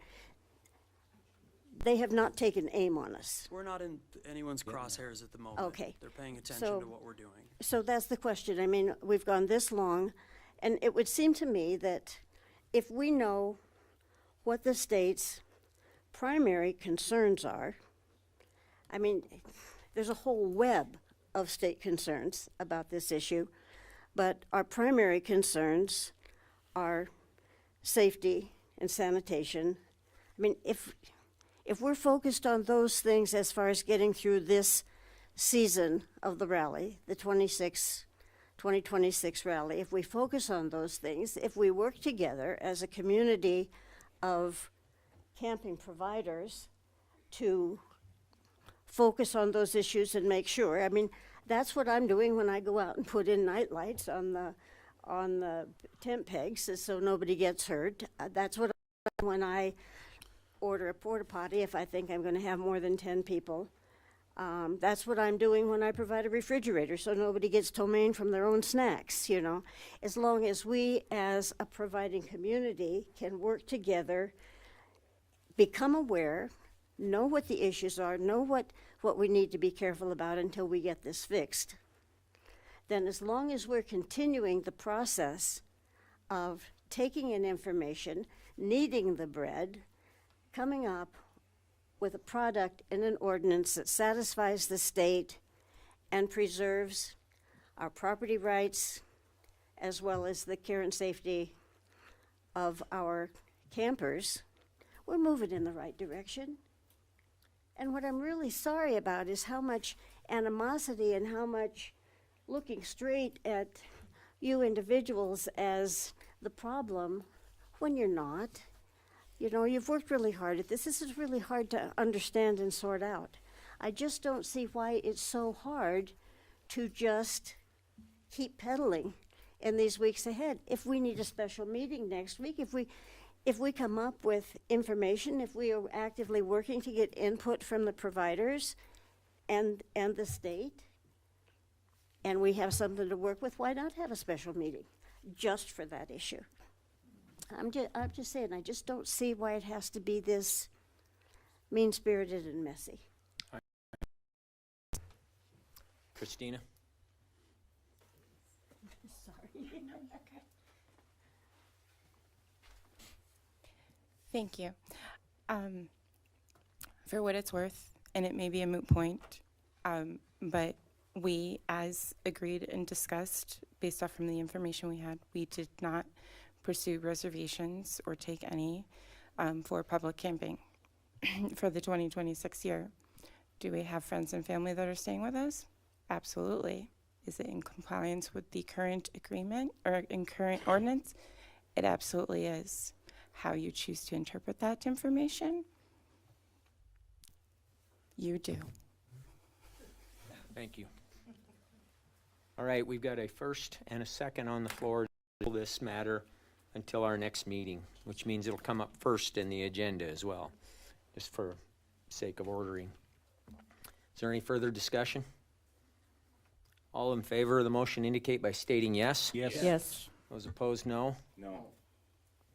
We had 2 noes and 6 yeses. And the reason is I know, the only reason I said no is because, like I said, I feel these people should have an answer tonight on if they can take their reservations or not, so. So the 2 no's were Tony and Jesse.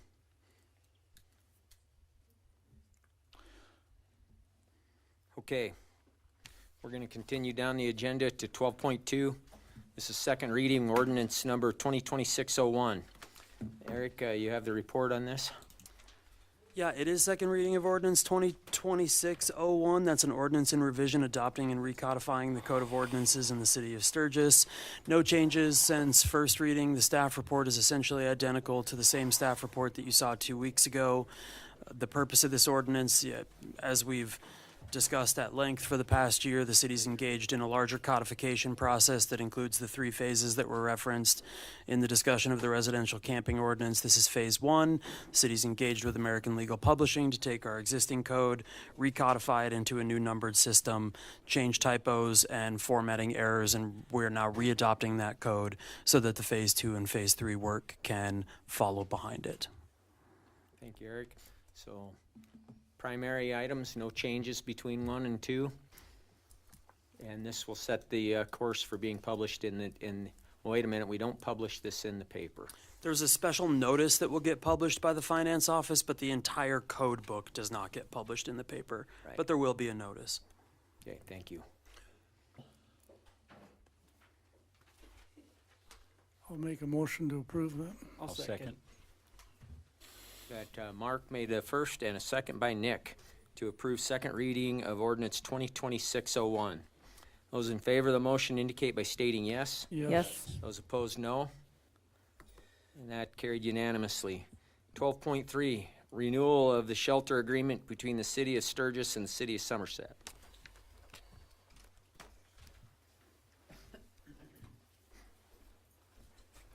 This is exactly what it states. It's just a renewal with Somerset. They've already signed off. In 2025, we handled approximately 16 dogs for them. So it's not like it's a huge burden on our staff to have those. So it's just a renewal, no changes to the contract at all. We held $16 for one whole year? Dogs. Dogs, sorry.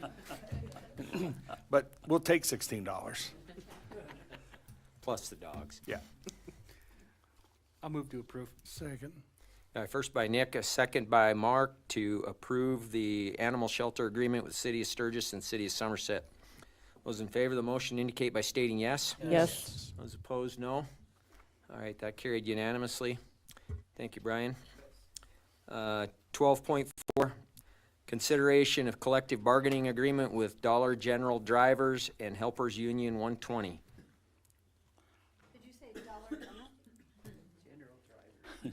General Drivers.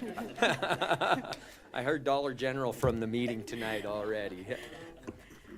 Good evening. This is the collective bargaining agreement with the city employees group with the general drivers and the helpers union local 120. This is the one with the city employees. We are still working on the collective bargaining agreement with the public safety. That includes the city police and the ambulance services. Excuse me. This collective bargaining agreement will be for 2 years. It will go from January 1st, 2026 through December 31st, 2027. Oh, excuse me. This bargaining, we began in September 2025. We finalized the bargaining just recently. It was finalized, February 2027. It was signed by James Heron. Pending your questions, that's all I've got. So the approval of the agreement has been completed by the It has been, union yes. members? It has. Just to clarify, the union voted on what we are approving tonight? It did, they did, yes, thank you. Thank you.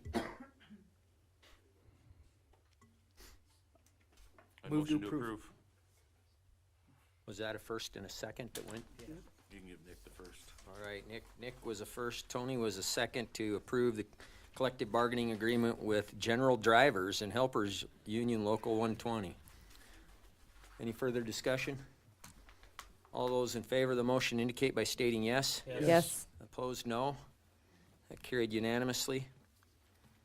12.5, consideration to approve subscription to Zen City Public Sentiment Analytics Platform. Jeez. So this program, this program would provide communication to the council, to the city, about public sentiment. And one of the things that we talked about is, you know, Sturgis remains committed to open dialogue, and this initiative doesn't replace public input. We believe that it would expand it. By listening continuously and comprehensively, the city ensures that every resident has the opportunity to be heard. Yes, one of the elements of this is that it would go out and it would gather information from not just our Facebook or Instagram or whatever it is.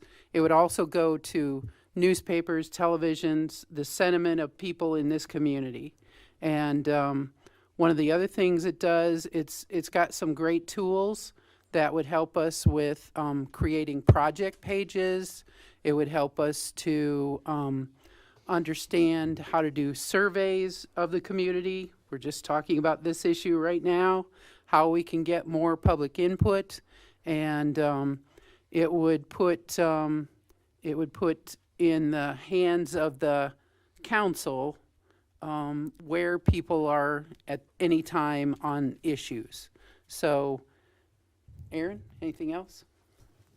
No, good report, Deb. Appreciate it, and I guess we'll just pass it over to the council to have a discussion on it. And, you know, again, this is no recommendation from us. Whatever your decision is, we can live with. We do think there's some value in this, but obviously there's cost involved too. So, I'd like to add to the presentation and the discussion. I also attended the software presentation from Zen City, and it's also very much in my wheelhouse and what I do for my career and everything as well.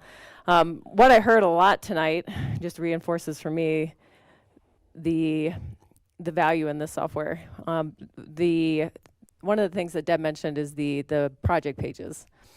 This software allows us to essentially create what is a project page that lives within our website and allows the community to keep track of everything that is happening with a particular issue. So the temporary residential camping ordinance and everything we're talking with tonight and we've been dealing with over the past however many months we've been talking about it, can be in living form on the website. So anyone can go to that page and they can see this is what the ordinance committee has talked about today, and this is where we're at right now. This is what the next step is. We can build surveys to get input from people within the city who live here. We can also understand where that information comes from, if they actually do live within Sturgis, or if we're getting information from people who just come here for the rally, because we would like to have that information as well. The point of that would be that we are able to be more transparent and be able to have communication with everybody that keeps everybody on the same page. And like Deb said, this is not meant to replace going door to door, or having conversations in the grocery store when you run into somebody, or answering emails or phone calls and text messages. In my mind, it is a way for us to continue to really listen to and hear what people have to say in Sturgis, what they want, and also it goes both ways. We get to be able to communicate better, so everyone's on the same page. I feel like a lot of problems in general can be solved by better communication, to make sure everyone feels like they understand what's going on. Everyone feels like and has the ability to have a say in what's happening. And that's just one aspect of the software. It's also a social media management tool. So it allows, we've got eight different social media accounts that the city manages. So it allows one hub for all that. So the same information goes out to everything, and we have data on everything. It allows accountability for the city to be able to have everything in the same place and be able to know what's going on, and all the communication is of the same nature. It can be done, allows things to be more efficient. And I feel like maybe I should get maybe a kickback from the company, as much as I feel like I'm vouching for it right now. But in the conversations with the company with Zen City, they talked about a 3-year contract, but they also mentioned a 1-year opt-out after 1 year, something that we could get in there if we were not happy with how it aligned for 1 year. After 1 year, if we didn't like how it worked and didn't think it was for us. I would be in support of this if it had the 1 year opt-out after 1 year if we were not happy with how it functioned and didn't support our goals. Cost. $7,000 a year. Can we ask some questions now, or do we need a motion on the floor first? We can ask the questions right now. So my question is, I assume, Deb, you would be the one that would take care of this? Is that the word I want to look? You'd be the one that would be collecting this? And what's the word I want to say? Redistributing this to us and other places? Yeah, each of the council members could have their own account, and you could go on and see, they would give us reports daily, weekly, monthly, and you could see what the issues are in the community at any given time.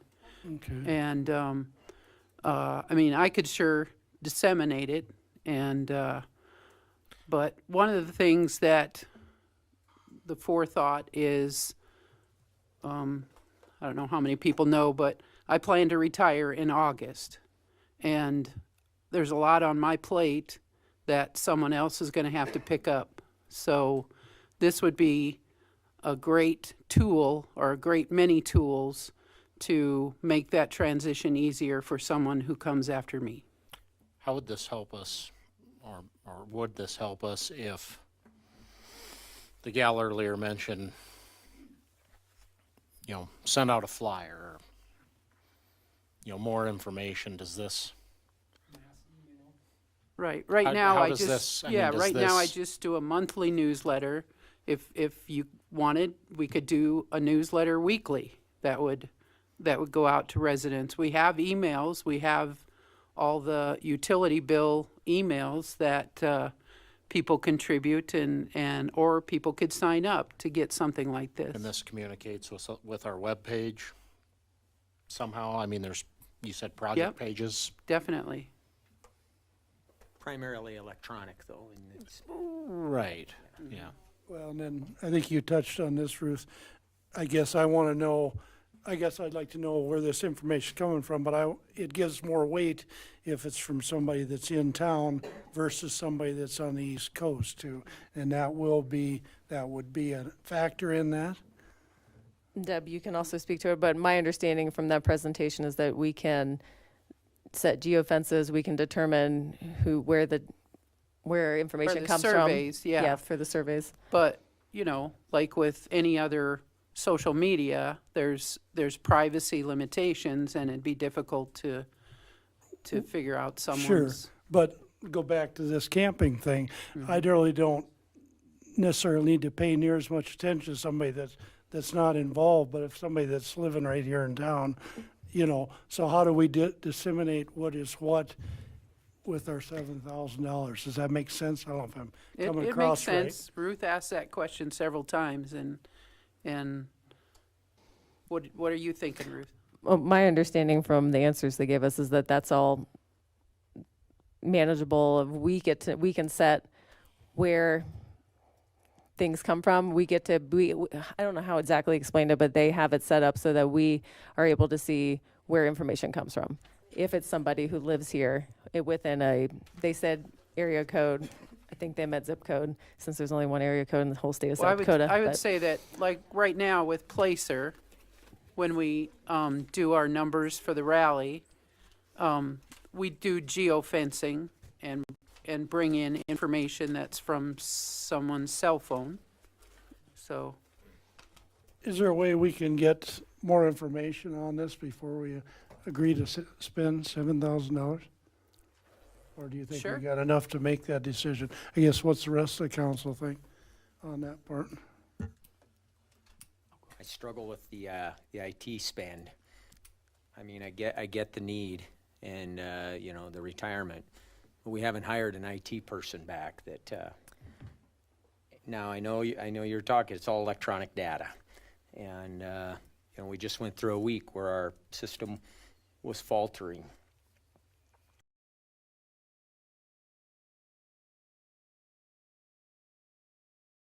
I'm looking for clarity. When you say IT spend, what do you mean? Like, as far as how it's getting budgeted for? Because I wouldn't see it coming out of. Well, we've got some adjustments that have been presented from our contractors, and we haven't been making the necessary upgrade investments in our Okay, architecture. I see what you're referencing. To support that. So, it's a legislative vote, but I'd like to see that go into IT.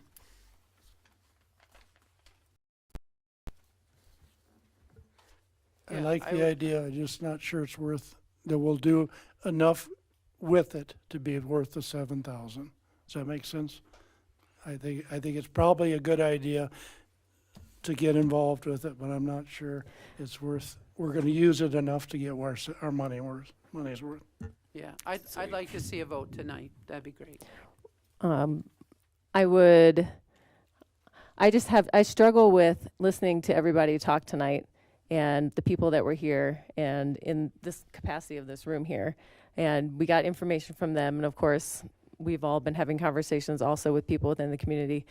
I see this as another opportunity to get even more information from everybody. Like, not everyone can come to a council meeting. So I struggle with passing up on having that. You think it's worth our Cool. money? I do, yes, especially given that's not just that one thing and all the other parts and the potential Deb's retiring and. I'll make the motion to move to approve with the 1-year opt-out, with your recommendation that you're right.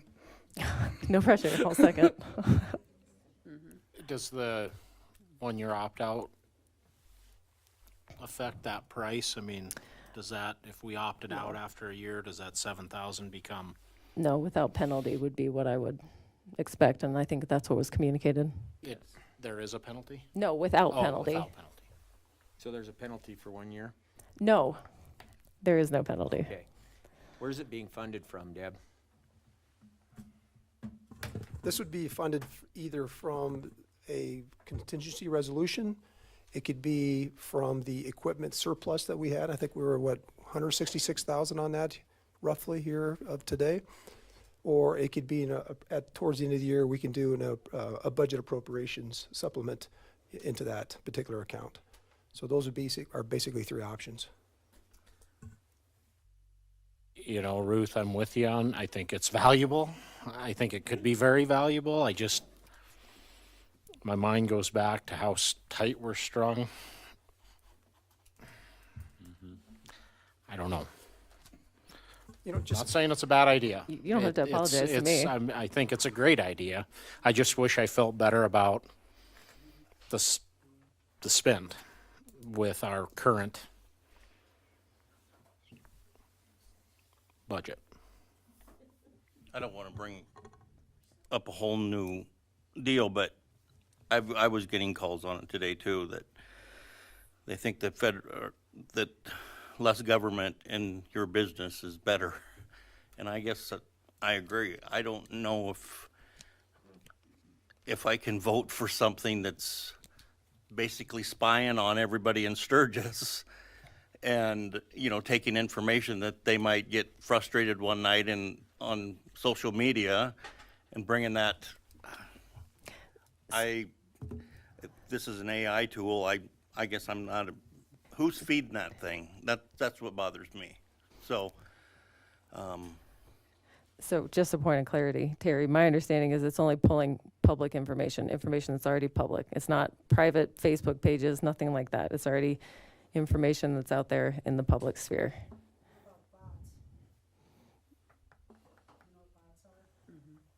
Say that again. What I'm sorry. about bots? Can you come up, just so I can, She I'm said- sorry. She said bots, like little Bots? bots that go out and gather Can information. you, I'm not, I'm an IT not. Information's only as good as what's put in, and there are things called bots. There's massive computers that go out and just put whatever information in. So it's not generally right. It's what somebody's putting in. One problem I wanna say, Ruth, when you said the thing about, you probably should be getting kicked out on That's this. the joke. I apologize. Doesn't matter. You're a sitting council person. You should never joke about something like that. Noted. I appreciate your feedback. Obviously, everybody knows I'm one of the admins on Sturgis Citizens for Change. I also run Sturgis Guns and Sturgis U-Haul and like 6 Facebook pages. It's not that hard to just listen to what people want, listen to what people are telling you. And you guys have got a problem with that. You're running around telling people you have no money, but you're gonna spend $7,000 on an AI platform. For what? To let us know? What happens if AI goes down? What happens if computers go down? You're gonna quit talking to everybody? I mean, you have to get back in and just start talking with the people that live here. We do it. Half the reason I put the shit online is because people show up in the store and they're upset because they feel like they can't talk to you guys. And to me, it's just common sense. I pick a couple things and look there and be like, what, they're gonna spend $7,000, $21,000 over 3 years for some computers to sit there and tell them what the citizens want? You guys can't even listen to what the citizens want yourself? They've been doing it for hundreds of years. What makes you think you need AI? Well, we haven't voted on it for one, and two, we listened tonight, I think, for 3 hours. I got 7 pages of notes, so, but let us vote on it and then we'll go from there. Well, I'll tell you, I think hopefully you guys listened. You know, just Mhm. thank you for what you did. You obviously stood up there and cared about what people were saying. I truly think everybody sitting up here does care. I mean, maybe, I think tonight was I don't know, maybe the communication could have been better, whatever. I think there was a lot of knee jerk tonight. Tonight was intended to be discussion. I think there was a lot of people that thought tonight was maybe first reading or whatever. I sat on that ordinance committee and I Jim and said, why wouldn't you guys just put it out to all property owners? Hey, we're thinking about doing this. Send us your input. So I sat on that committee, and I mean, I think we all knew that we weren't going to hit it out of the park on try one. I'll be honest, I thought we were a lot closer than what I heard tonight. And People actually have campers in their lots. I guess I don't, Nick. Just Nick? I know I've talked to people in the public about it. You don't hit, I mean, you talk to people as you see them, whatever, but nonetheless, I will just say, I truly think maybe we aren't always right up here, or maybe we aren't always perfect, but I truly think everybody up here is trying. Everybody in the whole town is trying. Everybody's just trying to make it the best you can. It's nothing against you guys, but it's like you just have to listen to these people. And this AI thing is just, I read it too, and I was thinking, all right, you're telling us staff, you're cutting pay, you're cutting, but you wanna spend $7,000 on AI? To have you tell you what the citizens think? Just read. Go out and talk to people. And I'm not saying I'm going to vote for it or whatever, but if I did, my thought or how I would approach that is, I think Ruth said it earlier, it's another tool. It's not going to replace me talking to people or, I'm not shutting my phone off because of it or anything like that. It just would be my take on it would be another tool. Now, I don't know. It's probably helpful. Is it worth this? I don't know. What did they say about the bots? I mean, how did they control that? I guess, like I said, I'm an IT not, so I don't know. That's my question. Thank you, Tammy. Bonnie? Bonnie?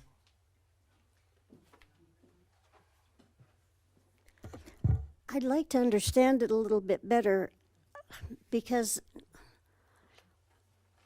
what she just said didn't quite click with what I thought, in that I thought this was a method for you to hear what people are thinking, what people are wanting. I mean, it's really hard to cover this town one-on-one. And so is this not like a survey tool? Is there not a component of this that's like a survey and you choose do you set up the survey? Do you focus the questions in the survey? How does the channel for input get shaped? I'm going to let Deb answer first because she had more meetings with them than I did. I just sat in on the one. So and we I would can add. choose the social media, like Facebook pages for them to go and monitor. And then also, we choose them, yeah. And I mean, You choose the Citizens for Change? oh, definitely, definitely, number one, That's what I'm saying, is that you are a person choosing yeah. versus just going and talking to people and letting people talk to you. It's not one or the other. I think she's saying that they're giving an ear to your Yeah, But- what happens if they only choose the ones that they like? What happens if they don't She, choose all of she them? just said she's choosing yours. Well, it doesn't matter, it's still, And we could choose the questions. I mean, we would generate the questions for those surveys. So you might generate a survey that has a lot of input about yard camping. And people from town would choose to take the survey, and they may identify themselves as providers, or they might identify themselves Sure. as just neighbors.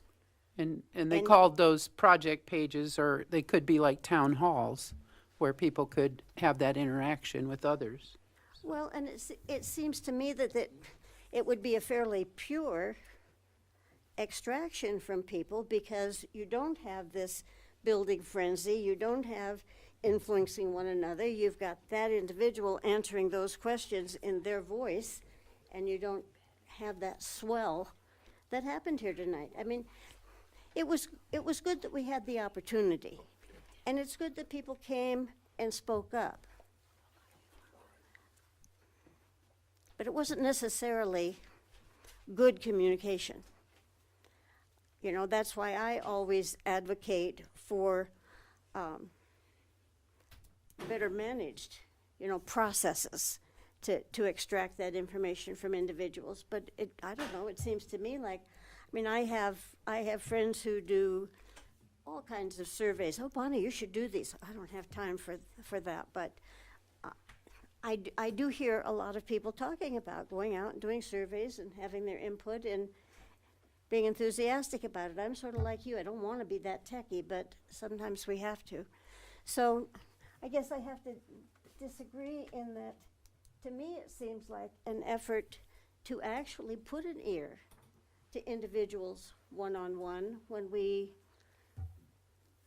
for them to come to you rather than you trying to ferret out how many people do you have at a ward. That's a hard thing to do. It's a hard thing to do. You're up against and there are a lot of issues. Look at all these ordinances we're going to be going through. We got to get a little faster on a few of them anyway, Oh, yeah, yeah. or not include every one of them, that's for sure. Well, thank you for hearing me, because this was very hard for me to sit in these close quarters with this little oxygen. And I just felt like a cicada, I just wanted my skin to split and get me out of here. It was hard. Thank you, Bonnie. You may join me. Miss Bonnie, how are you? You want me to leave you? I don't care, you can sit here. I have Rochelle Brooks, citizen. Just a couple of questions. I'll keep it brief. Tonight went a little bit longer than what I expected. Don't know why, but the publishing part of the program, it was kind of answered with Deb would use it until now, and then somebody would use it up. But who is going to take the data or the information, put it into the publishing option? Because all the data is there for Deb to use, but Deb still then has to generate captions, content, and throw that all out. Or does this program do that for her? Is it truly AI in that sense? No, there's templates. Is that what you're asking? There's templates, Yeah. but nothing. Okay, so kind of like, if we're looking for surveys and whatnot, is not there other cheaper options? I mean, MailChimp for newsletters, guys. And then speaking of newsletters, is there increase of how many emails can be sent out? Is there an increased charge? So for MailChimp, for instance, if you send out 1 to 100 emails, it can be free. 101 up, you get an additional charge according to your subscription level. Does Zen City do the same thing? I'm embarrassed to admit I didn't look at that. You didn't look at that? Okay, and then the next thing is website. You had mentioned websites. Will it feed directly into our website, or will it create another website that entities will have to go track down and use? My understanding is it lives within our website that's existing. It lives within We can create pages within our, within our existing Within our website. So, yeah, current- so we're not sending people to a whole nother website or anything. It's just, That was one of the can't things we that I was thinking. do that on the back end with a website developer already with another tab saying, hey, projects, do this? Yes. not into the capacity that this would. Well, and like tonight, you know, the issue coming up, we didn't know this was happening. We didn't know this was coming up for discussion. How can you not? If you're following the council and seeing when meetings are in the agenda. So, except there was no info on when the My committee concern, was meeting. Bonnie, would be what's to say somebody, right, the information's out there on the agenda, or if you've been following council, you kind of know this has been discussed a little bit. If they're not following along now, what's going to make them follow along with this?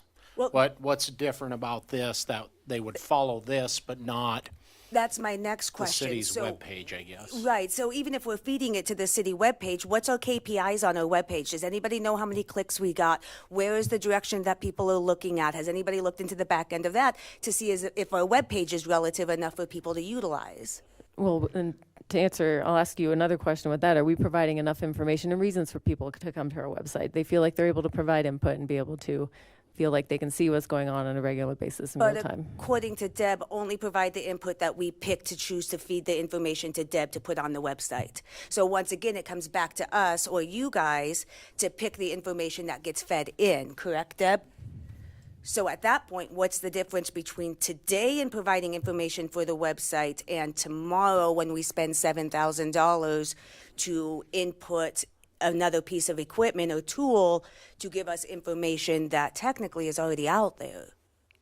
Well, and that was where I was going with my question, except I lack the vocabulary, so thank you. But, I mean, I want to see targeted information pursued.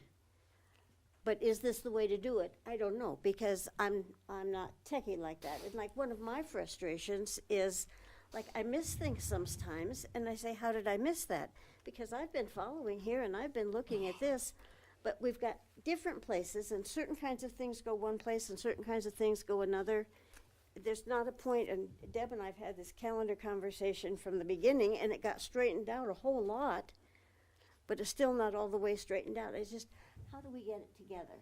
So that you look someplace and you know what's going on in town, whether it's an activity, whether it's an event, whether it's a concern, whether it's a what do you think?